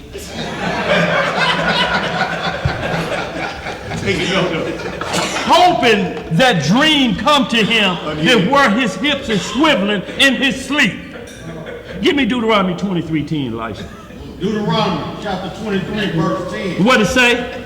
If there be among you any man that is not clean by reason of uncleanness, that chanceth him by night. That chances him by night. If it's any man got the soggy shorts because he was dreaming about intercourse. I want y'all to think about how powerful the conscience is. That's why it talks about sex up here first before it get to the flesh. You got to get control up here. So when you dream, because Satan gonna bring you somebody else's wife in your sleep. And if you let loose with somebody else's wife in your sleep, you have committed adultery up here. Who you gonna tell? Hey man, I can't read. What's up, bro? Man. Boy, I knew I shouldn't have been watching that Beyonce concert, bro. That's all I'ma say. And you still sitting at the table? In them same jeans you had on yesterday. Read what it say, Elisha. If there be among you any man that is not clean by reason of uncleanness, that chanceth him by night, Then shall he go abroad out of the camp. He shall not come within the camp. But it shall be, when evening cometh on, he shall wash himself with water. And when the sun is down, he shall come into the camp again. See, now how you in control of your dreams? The Lord said you have to be in control of your thought process while you sleep. If you ejaculate in your sleep, you can't come around nobody till later on that evening. See, you put away now, but who you gonna tell? Right. Dog, what's up? We looking for you down here. Can't come today. What happened? Did your wife come down on you? Nope. Was it a good one that you just know? What was it, dog, man? And look, I want y'all to understand. In the flesh, it takes friction. I was a fabric burning champion in my younger days. We call it clothes burning, yeah, but Today it's called rape. look, if you were like that, in your sleep that takes friction. Any part of it consciously takes friction. It has to be to get you to this point. You're laying flat on your back, watching a movie in your brain, and it say pow. You couldn't do that right now if somebody gave you the lotto winnings. Lotto winners do that right now.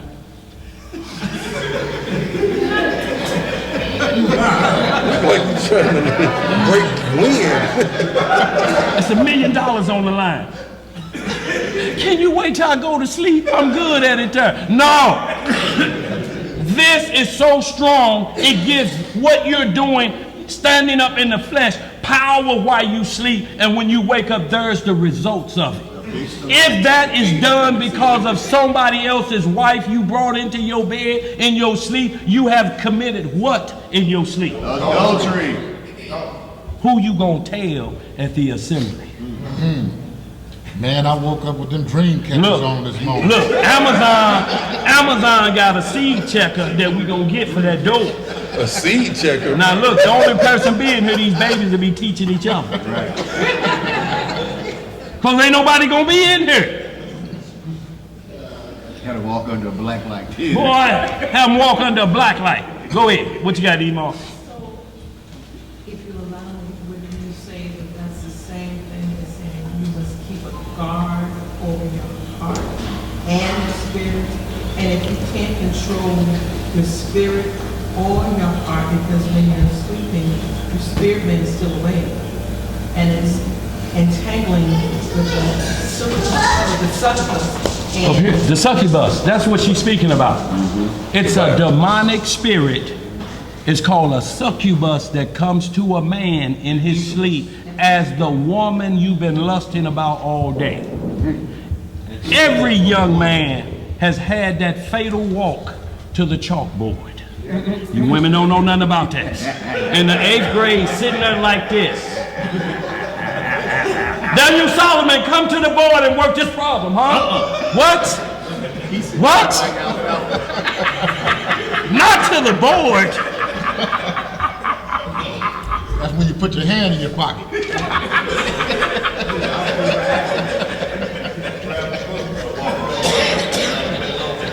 2 times 3 is 6. And you know what the young girls gonna holler? What they hollering for? Look, when you that age, the wind blow, you got problems. You dancing like this.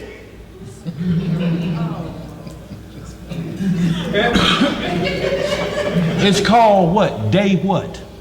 Dreaming. You sitting in class and like this. Hey, y'all remember Ed Newton?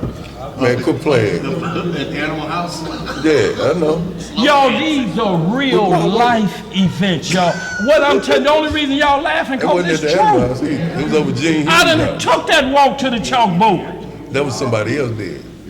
It wasn't I know, nice. but it happened at Gene Hughes' house. He was dancing with Patrice. Because he did. Okay. So it happened. It happened more than once. It happened more than once. Having control over your spirit man. She said they scroll. I don't remember where it is right now, but it talks about having control over not only your spirit man, but your own mind. Yeah. And with children that have to learn that, but we know once a man is married, he can take control, or he has the authority to just take control over his own mind, over his own heart. Such as you said before, if you allow me, you were saying that you can take control over your own body. Yeah. And when one does that, even in his sleep, he still takes control because there's a guard that he presents over his own heart and his spirit. So you can't say no. In your sleep. In your sleep. You can't rob a bank in your sleep. You can't carjack nobody in your sleep. You can't break no laws when you conscious in your sleep, because that's where Satan attacks first. I got to get you consciously to break the law when you're unconscious. When you wake up, that's all you're going to think about. Let's speed through this, y'all. We got to get on through. Let's get these last ones. I just want to hit that. Ezekiel 18. Look, everybody, I'm just get y'all one of these and we're going to move on. Ezekiel 18 and 5. Somebody give me Leviticus 20:18. How many of us getting that? Ezekiel 18 and 5 for one person. Leviticus 20:18. Give me Deuteronomy 23:10. For everybody, grab one for me, y'all. And we're gonna hit this, y'all write these down. These gonna be some quick one-liners, but y'all read all the information in between, because what we finna get here right now is everywhere where it talks about the same law over and over. And we got to hit Isaiah 58 and we're gonna close out. Just give me these one lines. Who got it first? Ezekiel 18:5. Who got it? Yeah, you can read. Go ahead. Yeah, anybody can read it. Read it out loud. Ezekiel 18 and 5. But if a man be just and do that which is lawful and right, and have not eaten upon the mountain, neither have lifted up his eyes to idols of the house of Israel, neither have defiled his neighbor's wife, neither has come near to a minstrel's woman. Neither has come near to a what? Minstrel's woman. Okay. And have not oppressed any, but have restored to the debtor his pledge, have spoiled none by violence, have given his bread to the hungry, and have covered the naked with a garment. He that hath not given forth upon usury, neither hath taken any increase, that hath withdrawn his hand from iniquity, hath executed true judgment between man and man, hath walked in my statutes, and hath kept my judgments to deal truly. He is just. He is what? Just. He shall surely live, says the Elohim. So he says, if you have not come against a menstrual woman, still ain't saying nothing to say, have not come to his wife on the Sabbath day. And we're talking about intercourse. Give me the other ones, what we got. What else we got? Leviticus 20:19. Leviticus 20:18. Give me that one, y'all. What's the next one? Deuteronomy 23:10. We already had that one, didn't we? Go, then give me Matthew 5:28. We just did Deuteronomy 23:10. Give me the other one. Who got it? Leviticus 20:18? What does it say? It says, and if a man shall lie with a woman having her sickness. Having her what? Having her sickness. Did we just read about sickness in Leviticus 15? Go ahead. And shall uncover her nakedness. He hath discovered her fountain, and she hath uncovered the fountain of her blood. And both of them shall be cut off from among their people. Is this saying if it comes down on you, you're going to be cut off from your people? How is the law going to put us in a position that something can happen without your control? Is he saying you're going to be cut off now? Yes, under Aaron, there was no mercy. With the Messiah, we have liberty. Do y'all think any newborn mothers with newborn children come through the Red Sea on the Passover? Was it any man with the crusties come through the Red Sea on the Passover? Was there any child, was a woman in her 80 days or 40 days or on her menstrual when she came through the Red Sea? And she got through on, what was that called? Salvation, wasn't it? So she's never unclean where salvation is removed from you, because they were getting washed clean, every one of them coming through. It was newborns came through the Garden of Eden. Inside of the 80 days for a female, inside of the 40 days for that. You don't think it was no men coming through there with the saggies on from Wet Dreams? Did you get that in Leviticus? Is that 20:18? Yep. You got Matthew 5:28. I got Matthew 5:28. What it say? Matthew 5 verse 28. But I say unto you, this is the Messiah talking, that whosoever looketh on a woman to lust after her have committed adultery with her already in his heart. Already in your heart. If you look at us, boy, and your tongue start hitting your eyebrows like a windshield wiper, you lusting in your mind. Look, because you ain't thinking about, and then I wonder who her parents is when I go to her father and ask her hand. I wonder if she got any children I got to take as a package deal as my own. I wonder if I already got a wife at home, where I'm going to put her in her own home and pay for all her food and shelter. I wonder, can I do that? And you already at the hot sheet joint and throw the rag in the sink in your mind. He said you might as well just tap on the shoulder and say, hey, can I do the dirty deed? I've already done it in my mind. Right. I'm guilty of it already. Right. Let me follow through. That's right. Let's make it right. That's how these scriptures get down. This is a conscious war, y'all. Who you gonna tell what you dreamed about last night? Women, you gonna tell about Denzel Washington coming as a succubus? I mean, as an incubus? You gonna tell, look, what you gonna do if you wake up at 2 o'clock in the morning and she like this? Girl, you don't even smoke cigarettes.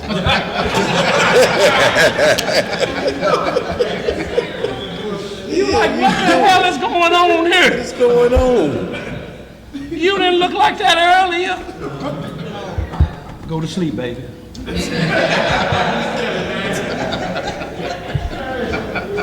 Boy, got to be some washing. What 5:28 say? I just read it. Oh, you just read it. You finished. Isaiah 58. Y'all, then I just got to hit these where the Messiah is the Lord of the Sabbath, and we're going to close out, and that's going to put us right, giving Sister enough time. You got a lot to go, Sister Day? No. Okay. Also out there, read Isaiah 56. Yeah. Because it breaks down what he expects on the Sabbath. So there's no misunderstanding what he's talking about when we get to chapter 58. Yes, sir. As to how we defiled it and what our own pleasures were in his eyes. Isaiah 58. What verse? Verse 1. Let's read it. Ain't number 12. Go ahead. Cry aloud, spare not. Lift up thy voice like a trumpet, and show my people their transgression, and the house of Jacob their sins. Yet they seek me daily, and delight to know my ways, as a nation that did righteousness, and forsook not the ordinances of their God. They ask of me the ordinances of justice. They take delight in approaching to your house. So he's talking about us in our right mindset. You asking me how to keep your law. You want to do it in righteousness. You're not doing it for slick willy talk. I'm not convincing a woman to pull her underwear off with the scriptures. Let's read some more. Then you notice he says as a nation. As a nation. He's not talking as individuals. He's saying as a nation. This is what we've done and what we're doing. Verse 3. Wherefore have we fasted, say they, and thou seest not. See, they asking, Lord, we done fasted. What you see about that? Go ahead. Wherefore have we afflicted our soul, and thou takest no knowledge? See, they asking because that's what happened when you fast. You afflict your soul. You put pain on your soul to get your soul right with the Most High. You afflicting your soul. You putting punishment on your soul. Go ahead, Lysa. Behold, in the day of your fast, you find pleasure. What you find? Pleasure. Look, you supposed to be fasting, but you find pleasure in letting somebody know you fast. The Messiah said in Matthew 6, I'm going to tell you about the fast. Nobody better know you fasting. But you take pleasure and you go to work and with the dry mouth looking like Tyrone Biggin. What's wrong, Billy? I'm fasting for the Lord. You ate some powdered donuts. Disfiguring your face. I ain't got no afro sheen in your hair. The Most High say, put Afro Sheen in your hair, put some Vaseline on your lip, and act like you, so won't nobody got to see you fast. And what you want, a reward? I say, verily, you have the reward. That's all you get. Right. They gonna champion you, you hungry at work. Let's read some more. Verse 4. What it say? No, let me hit the end of that 3. Behold, in the day of your fast ye find pleasure and exact all your labor. Look, you working. You doing everything else from what the fast say doing, so you're only fasting out of repetition. You're only fasting because somebody told you you need to fast today. You're not doing it, that's your fast. You're not doing what the Lord say. He say, fast when you got a problem, you need to come to Dr. Yah. Don't the doctor tell you to fast before you come to your appointment? This is what he's saying. You fast for me before you come and talk to me. You need to get your body clear so I can put some right fruit in you. Come to me when you done cleanse yourself out. If I do that for another man, I'm just as defiled. I'm just as defiled. You fast for this nigga so you can read for him? I didn't ask my disciples to do that. And this Negro is just as defiled as you. Let's read some more. Behold, verse 4. Behold, ye fast for strife and debate. You fasting for strife and debate. Negro, y'all making up fasting rules so you can strife and debate. You're getting cleaned out to battle a Brunity doctrine or whatever else that allow all ungodly people to come together cause they know they Israel. And you say if don't nobody else get on that fast, they dividing Israel. The Messiah divided Israel. He told the Pharisees, don't come this way. Don't you come this way unless you shake Aaron. Don't you come this way. Them in the wilderness. Yeah. Those who are on the side of the Most High stand on this side. That's what he said. And all the other ones were done away with, destroyed. Dathan and Abiram and all them, they were destroyed. They didn't stand on the side of the Most High. Moses made a line, drew a line. He said, those who are on the side of the Most High, get over here. Ain't that in the Old Testament? Separating? That's Old Testament, ain't it? That's division. Yeah. Yeah, that's in the Old Testament. It's right after they was partying at the mountain. He said, no, we ain't gonna have this no more. Separate. Those who want to do right by the Most High and seeking salvation, get on this side. All you other ones, we put them to death. Go to sleep. This ain't no game. No, it ain't. You want to play game, go somewhere else. That's right. No game. This is about salvation and damnation. We don't like it. Verse You hot, boy. 4. Behold, you fast for strife and debate, and to smite with the fist of wickedness. Ye shall not fast as ye do this day, to make your voice to be heard on high. Oh, that's why you fast, to be seen of men. Yeah, I fasted for him so he could read for me. To debate and strife? This the fasting you niggas doing? That's y'all pleasure, huh? Y'all fasting to read for this, to get that knowledge put in you to include everybody, even the deaf. Let's read. Verse 5. Is it such a fast that I have chosen? A day for a man to afflict his soul? Is it to bow down his head as a bulrush and to spread sackcloth and ashes under him? Wilt thou call this a fast? An acceptable day to the Most High? See, that's what he's saying. That's what you're supposed to do when you fast. Will you call this a fast when you pull your head down in shame and you do? I need you to get this off of me. Will you call that a fast, or are you fasting for debate and strife? Read some more, Elijah. Verse 6. What it say? Is not this the fast that I have chosen? He said, this the fast I chose for you to afflict your soul. Go ahead. To loose the bands of wickedness. What you loosen? The bands of wickedness. How you gonna fast to start a war and strife and debate? Ain't no debate. Joseph not the father. You niggas just weak in faith. Son of the hour. That's what the lyrics say. Let's read some more. To undo the heavy burdens and to let the oppressed go free. To do what? Let the oppressed go free. And that ye break every yoke. Some of your yokes. Every yoke.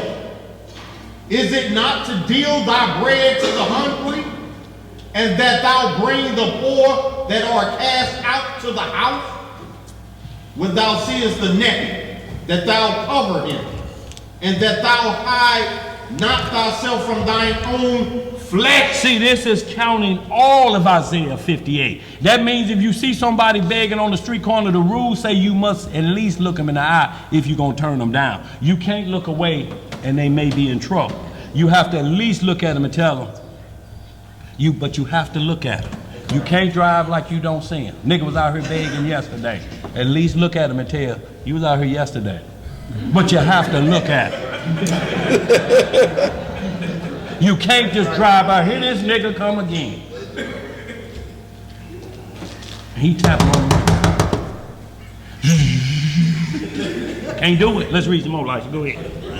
Verse 8. What it say? Then shall thy light break forth as the morning, and thine health shall spring forth speedily. Not fasting for debate. If you fast to do all these other things, to help the poor, to do this, to do that, to loose the bond, then shall thy light spring forth. Let's read some more. And thy righteousness shall go before thee. The glory of the Most High shall be thy reward. Then shalt thou call, and the Lord shall answer. Thou shalt cry, and he shall say, Here I am. If thou take away from the midst of thee the yoke, the putting forth of the finger, sinner, and speaking vanity. Oh, I'm Chief High Muckety Muck. And if thou draw out thy soul to the hungry, and satisfy the afflicted soul, then shall thy light rise in obscurity, and thy darkness be as the noonday. And the Most High shall guide thee continually, and satisfy thy soul in drought, and make fat thy bones. And thou shalt be like a watered garden, and like a spring of water whose waters fail not. And they that shall be of thee shall build the old waste places. Thou shalt raise up the foundations of many generations, and thou shalt be called the repairer of the breach, the restorer of paths to dwell in. If thou turn away thy foot from the Sabbath, from doing thy pleasure on my holy day.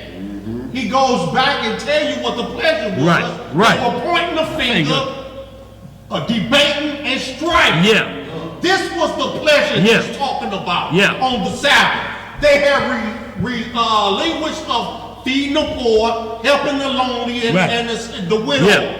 They were not doing the righteousness of the Most High's laws. On the Sabbath. On the Sabbath. This is the pleasure he's talking about, not sex with your wife. Uh-oh. Boy, y'all done fired him up. If you go to chapter 56, then he breaks down exactly what the Sabbath is about. Finish that out, Elijah. Boy, that boy hot as fish grease round there. Verse 13. What it say? If thou turn away thy foot from the Sabbath, from doing thy pleasure on my holy day, and call the Sabbath a delight. He said you have to call the Sabbath a delight. He said if you turn your foot away and call the Sabbath a delight, that's how we're supposed to look at the Sabbath. Not like this. Don't you go in there. Don't you heat up that coffee. Who up? Who up? You can't call it a delight like that because you can't serve him on his holy day because you're scared to flick the light on. How we gonna go to the Sabbath? We ain't supposed to drive. The car ain't got no gas in it, the yellow light on. God with us will make it. Go ahead. Verse 13 again. If thou turn away thy foot from the Sabbath, from doing thy pleasure on my holy day, and call the Sabbath a delight, the holy of the Lord. That's what you're supposed to call it. Go ahead. Honorable, as in an honorable marriage. What is the big? Undefiled. Honorable in what? In marriage. All. Undefiled. In all. In all. Let's read. And call the Sabbath a delight, the holy of the Lord, honorable, and shalt honor him, not doing thine own ways, nor finding thine own pleasures, nor speaking thine own words. Shabbat shalom, y'all. So if you say in thine own pleasure, then whose words are you speaking then? If we gonna deal with sex, well, whose words you are coming talking out your about? mouth? Let's read some more, Life. Verse 14. Then shalt thou delight thyself in the Most High, and I will cause thee to ride upon the high places of the earth, and feed thee with the heritage of Jacob thy father. For the mouth of the Most High hath spoken. Y'all see that Isaiah 58 is clear now when you understand. Do you see anything about abstaining? How is that pleasure for you? If you look at your wife like all she is pleasure, that's all you're going to treat her like. Look, the pleasure is going to stop and the marriage can't stop. Viagra going to get to the point where it ain't going to do no more good.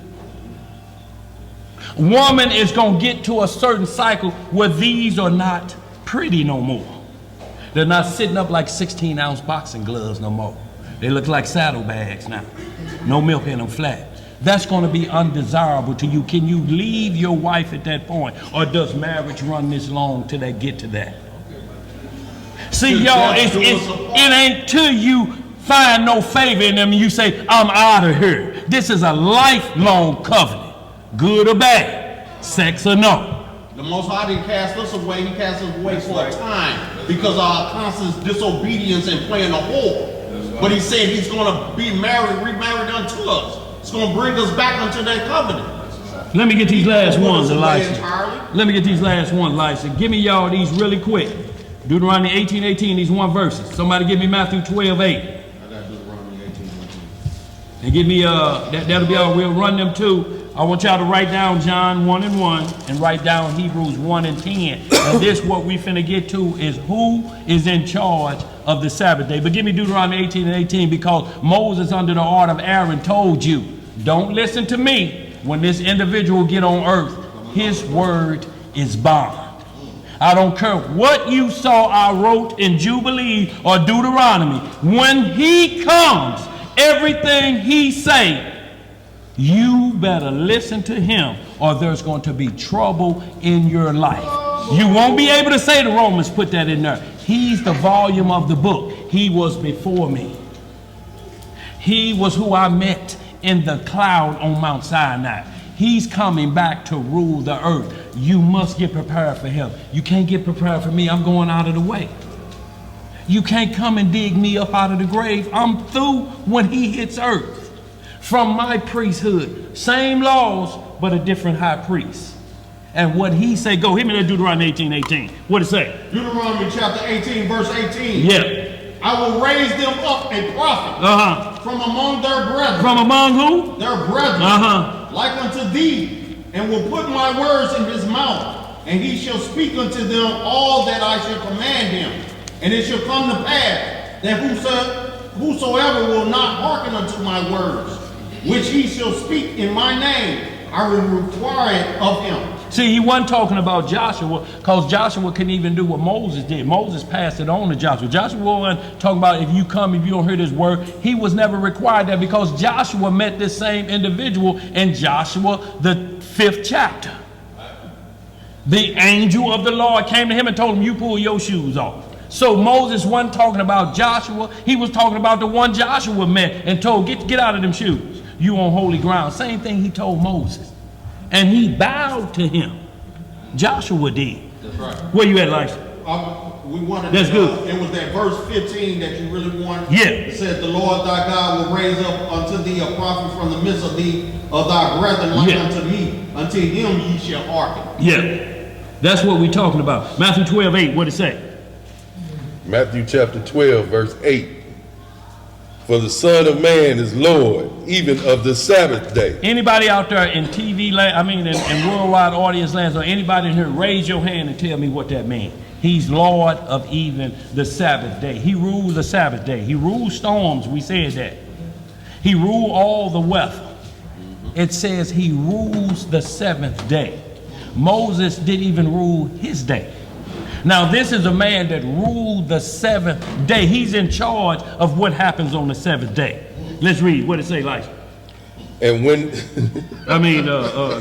Boaz. And when he was departed thence, he went into their synagogue, and behold, there was a man which had his hand withered. And they asked him, saying, is it lawful to heal on the Sabbath days, that they might accuse him? What is everybody, when we just read Jubilees, you supposed to be laying in the bed?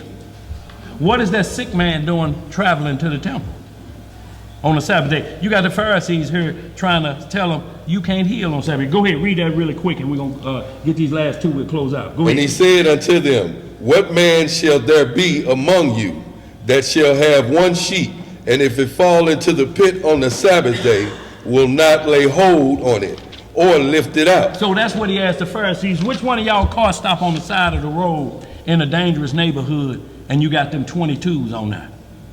You gonna go get that car or you gonna leave it there? Which one of you men will leave it there because it's the Sabbath day? You gonna need some new 22s. Go ahead, bro. Go ahead, bro. How much then is a man better than a sheep? How much then is a man better than a sheep? If you go for car, you got to take care of number uno. Go ahead. Wherefore, it is lawful to do well on the Sabbath days. Then said he to the man, stretch forth thy hand. And he stretched it forth, and it was restored whole, like as the other. Then the Pharisees went out and held a council against him, how they might destroy him. Y'all see how they want to destroy him because he was healing on the Sabbath day? Everything we read in Jubilees, so we got a problem here, don't we, with Jubilees? Your problem ain't with me. Your problem with the Messiah healing a man on the Sabbath day. You wasn't supposed to go out of the house. What is that man even doing at the temple to be healed on the Sabbath day? What the hell is the Pharisees doing now watching? On the Sabbath day, everybody breaking the rules then, ain't they? Y'all, we're going to hit these last two. I just want to get into marriage. Y'all read that Mark 2, and it's going to tell you he's Lord of the Sabbath again. And he's going to say the Sabbath was made for man, not man for the Sabbath. And so many people misinterpret and misunderstand what that means. Really don't know, have no clue. Give me Genesis 29 and 20, and y'all, these are the last one. Judges 14, somebody grab that, y'all. And I'm going to give y'all to write these down about marriage contracts. And then I'm going to give y'all the liberty that the Most High gave us that's called mercy. I'm just going to give y'all them because we didn't run out of time. But I have to read this marriage week so you understand a Sabbath in the weekend, and so we can wrap up, is sex on the Sabbath allowable? Give me that Genesis 29 and 20. And y'all who out there say it ain't right, explain the bridal week, the honeymoon week, and show anywhere in the scriptures, Old Testament, New Testament, lost book, where it says on the marriage week, save the Sabbath. You can't come to your wife and please her during that week. Raise your hand if y'all know where it's at. Raise your hand. Corinthians chapter 7 says your body is not your own but your wife, and your wife's body is not her own but the husband. Yes. Render unto each other due benevolence. Yeah. And only be separated at a time agreed upon between you two. Right. But make sure you come back together immediately so you don't give Satan the opportunity to come in and strike you with lust. That's right. He say this what makes the marriage bed dishonor. Doing other things on the Sabbath with your woman, treating her with vile affections. You can't say, get them handcuffs, heifer. I'm coming in here like a robber tonight and crawl through the window on it. What's gonna happen when a real robber come through the window? She just gonna get in position. And you coming in with your mask on like practice makes perfect. You can't do your woman like that. You can't treat her like that because as soon as you break up, you gonna tell her, what about them handcuffs, heifer? She didn't tell y'all about them handcuffs, did it? He didn't tell you when I blindfolded and got behind him either, did he? That's what's gonna come out. And that's what a lot of them scared us don't come out. Doing all that creeping. Let's read some more. Let's read these really quick, y'all. We're gonna close out and get over to Sister Ball. You said Genesis 29 and 20. The book of Genesis, chapter 29 and verse 20. Hold on, let's back it up. I want to get to where he said, give me my woman. Is that it? Two daughters, Jacob love, right? Okay. Go ahead, 20, go ahead. And Jacob served 7 years for Rachel. Jacob served 7 years for Rachel. No sex for 7 years. And these Negroes think this is a waiting problem. 7 years, didn't come close to it, just sported her. Let's read some more. And they seemed unto him but a few days. It seemed unto him but a few days. Love ain't in a hurry. Niggas. For the love he had to her.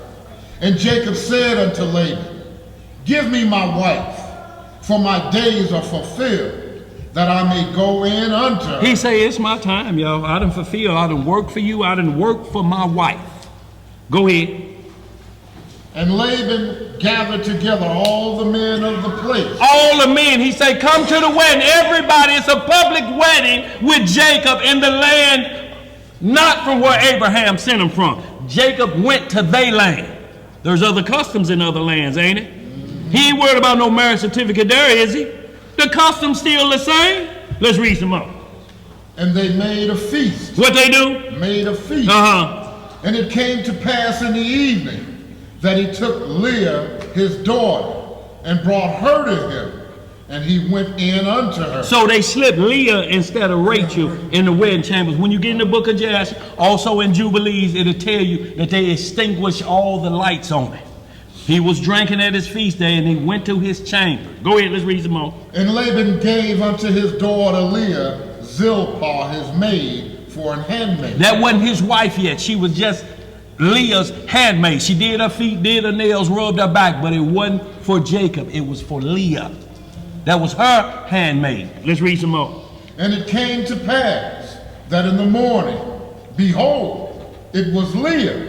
And he said to Laban, what is this that thou hast done unto me?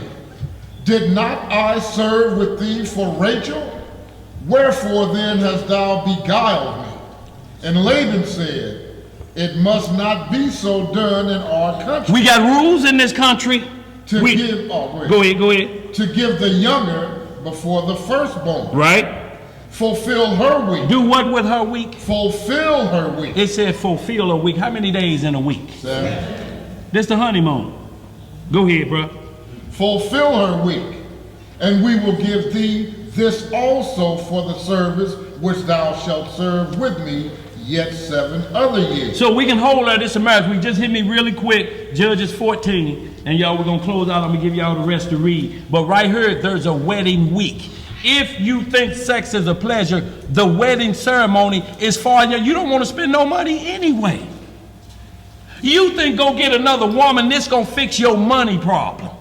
You turning into a pimp. I know hustle and flow when I see it. Negro, you Lucius lying. And you're lying. And you're lying. Or Jesse Smollett. Yeah. You know that household. Look how in what is it, hustle and flow. Them 4 women and all them his women. Yeah. He ain't working, he dropping them off at work. Do you see anything familiar? If you dropping all your women off at work and you ain't getting dropped off, what's wrong with that picture? Is that Lucius line? Let's read some more. Where we at? Hit right quick. We just finished at Judges 14. Judges. Hit verse 1 through 4, and then we're just going to hit verse 12, y'all. We're going to close out. Judges chapter 14, verse 1.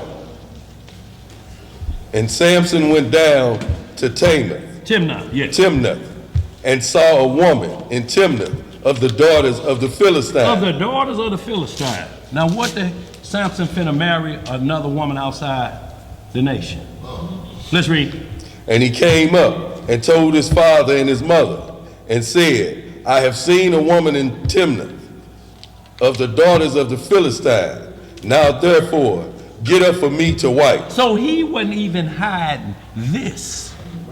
He didn't care. No, I likes that woman. Other nations have beautiful women.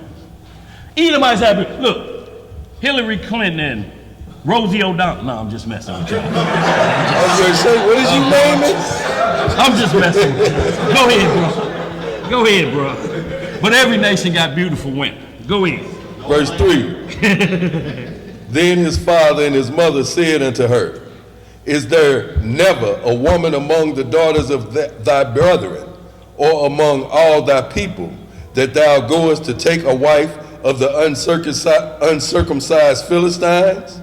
And Samson said unto his father, get her for me. He like, look, I don't care what the law say. I understand the law, what it say, take a wife from the 12 tribes. I likes that Philistine woman. Get her to me for wife, daddy. Look, the daddy set up the wife, up the marriage. He had to pay for this. You know, he like, get her the wife, mama, y'all. And his daddy say, is it ever a woman from another tribe? You just take. Let's read some more. What does it say like? Get her for me. Isaiah.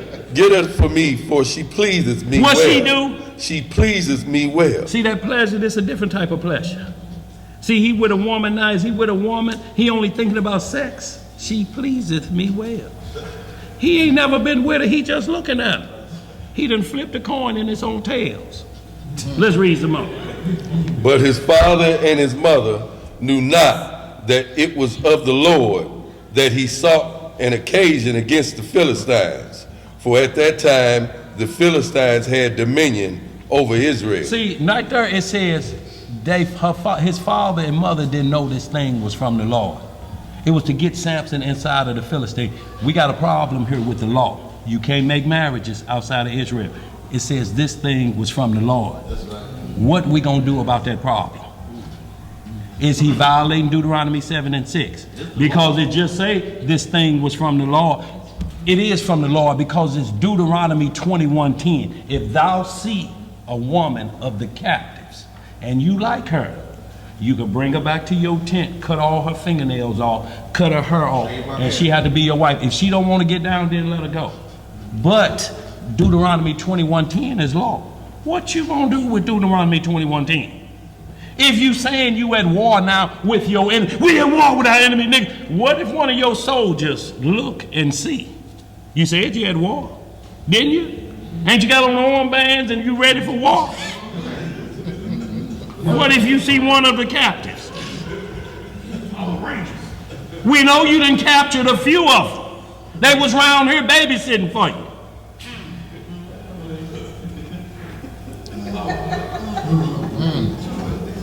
Read verse 12, and we're going to close out.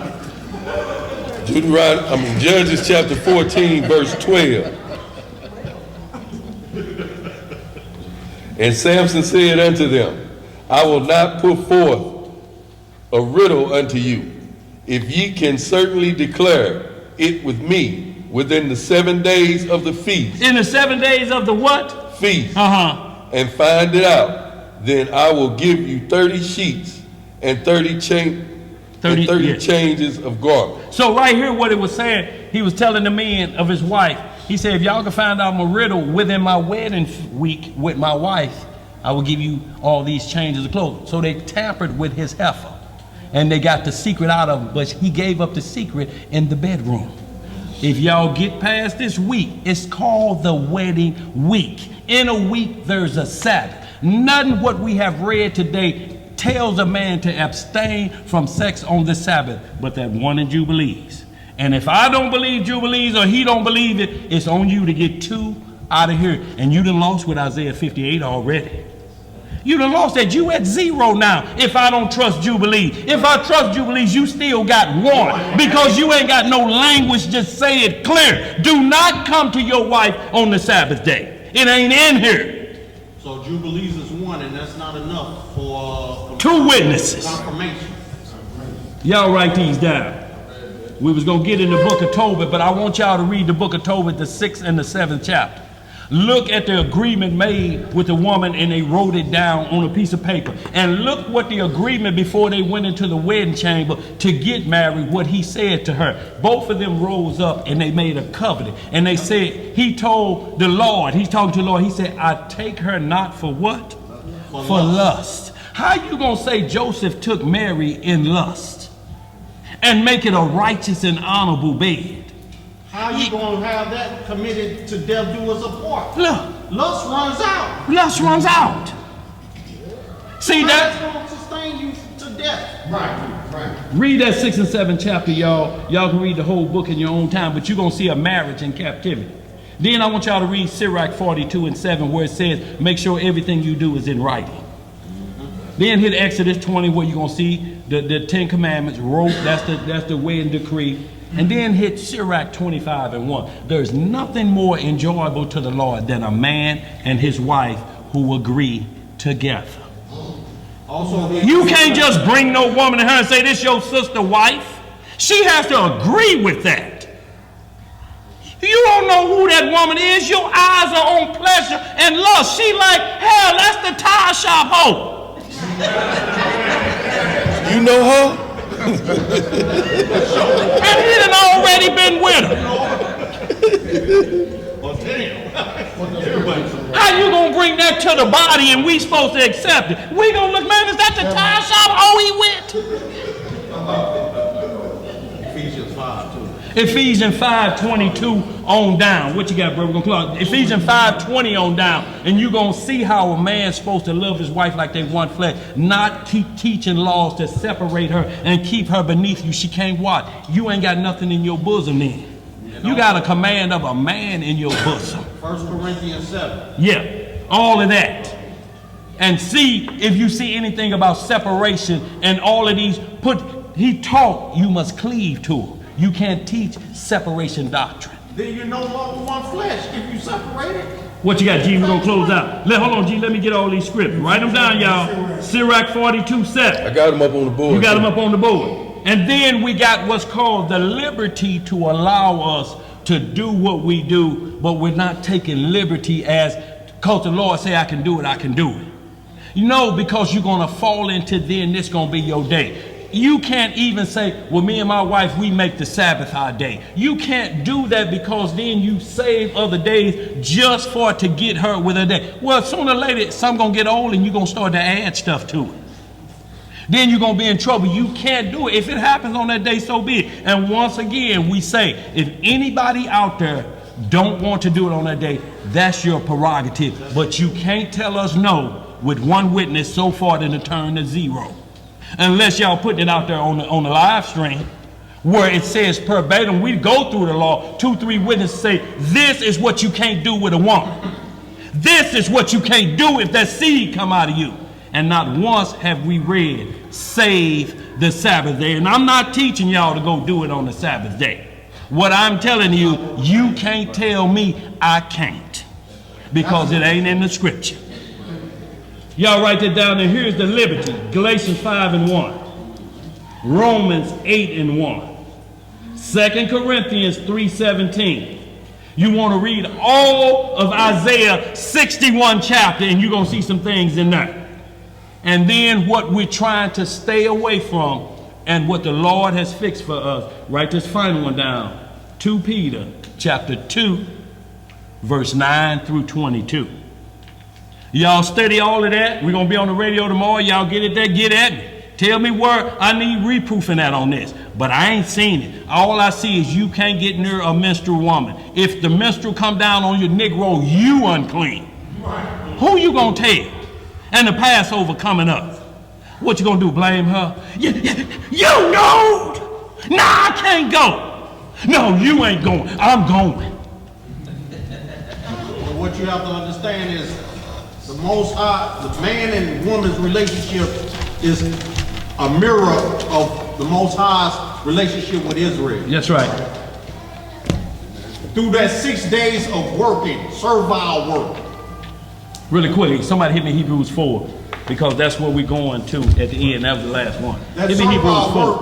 At the end, during the Sabbath of rest, that's the time to reconcile yourself with Christ as well as your wife or your mate, your spouse. Yeah. To downtime from all of the worries and burdens that you carry during those 6 days. Yeah. But to revitalize yourself, refresh yourself, and restart yourself for another 6 days. The only way you won't be refreshed and need a refresher on the Sabbath day is if sex is your job. If you a gigolo, you need rest.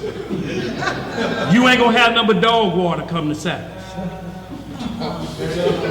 You need to take that day off. If you selling yourself for 6 days, then you can't do it on the Sabbath.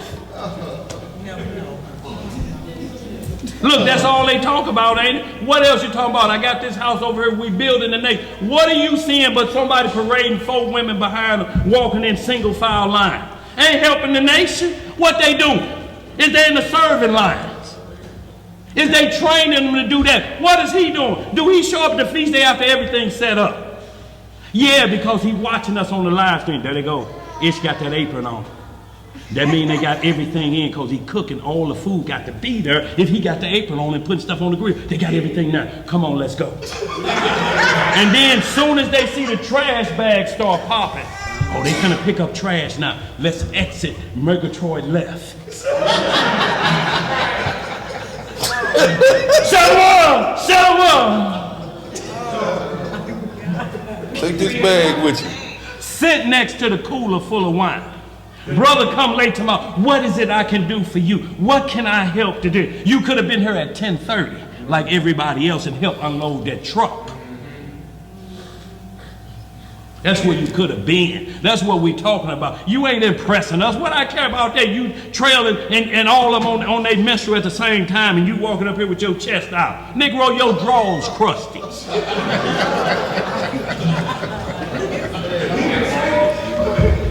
Let's get this prayer over, y'all. What they saying out there, Tobias? Say your nose flying. Is it flying? Like Secretariat coming down the home stretch. That's what he said earlier. He said...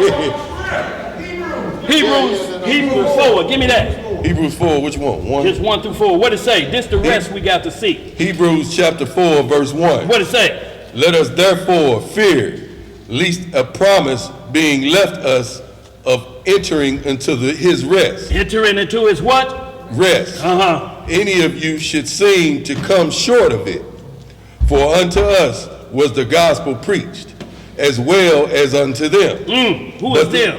Go ahead. But the word preached did not profit them, not being mixed with faith in them that heard it. For we which have believed do enter into rest. What if we believe we do enter into what? Rest. If you don't believe, how you with that group? They can't enter into rest. They don't believe the Messiah is who he is. How you talking about linking up with somebody that can't come into his rest? What brotherhood you read that in? Oh, they think they can sneak them into that too. Is that good? As he said, as I have sworn in my wrath, if they shall enter into my rest, although the works were finished from the foundations of the world. For he spake in a certain place of the seventh day. Of the what day? Of the seventh day. On this wise, and Yahweh did rest the seventh day from all his works. Don't you see how it keep going back there? If you said there's going to be children in the kingdom, then that's a rest day. That's a Sabbath day, ain't it? You can't have it both ways. Not even in the future kingdom. Let's read. Let's close it out, y'all. Easy work. Yeah. Easy work. All right, we're going to get this closed in prayer with the Most High's permission in the name of his only begotten Son. Yeah, hold on. They're going to get the children really quick. Come on, children.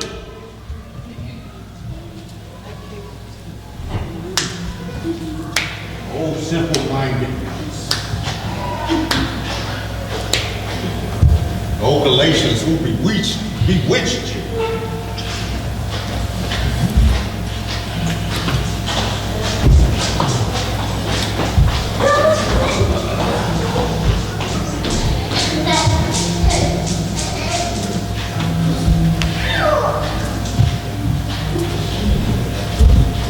How we looking? Good looking out, sis.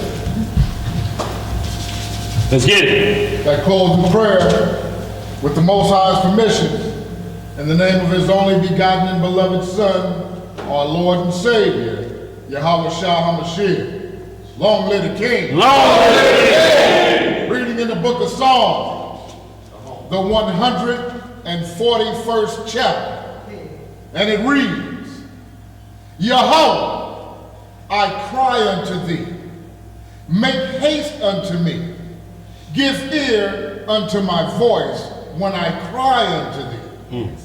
Let my prayer be set forth before thee as incense, and the lifting up of my hands as the evening sacrifice. Yes, sir.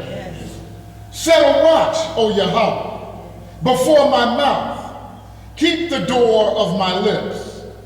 Incline not my heart to any evil thing, to practice wicked works with men that work iniquity. And let me not eat of their dainties. Let the righteous smite me. It shall be a kindness, and let him reprove me. It shall be an excellent oil, which shall not break my head. For yet my prayer also shall be in their calamities. When their judges are overthrown in stony places, they shall hear my words, for they are sweet. Yeah. Our bones are scattered at the grave's mouth, as when one cutteth and cleaveth wood upon the earth. But mine eyes are unto thee, O Yahweh, the Most High.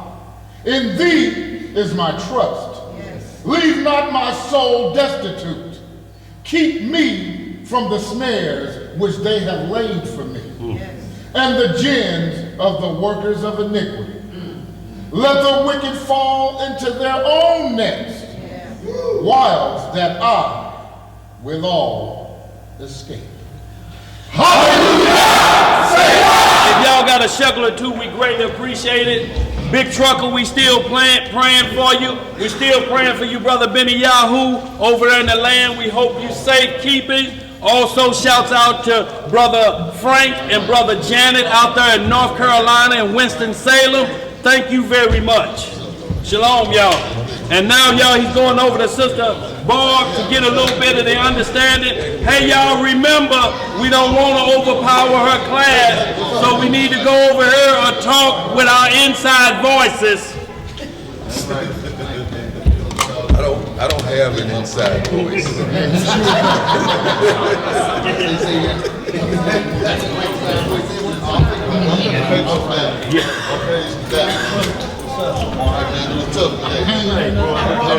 Look here. That boy right there can do a beer commercial, can't he? I'll be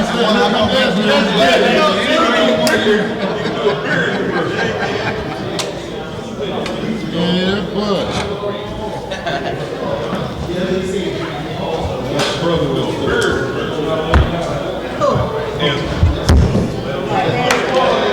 everybody come tell me.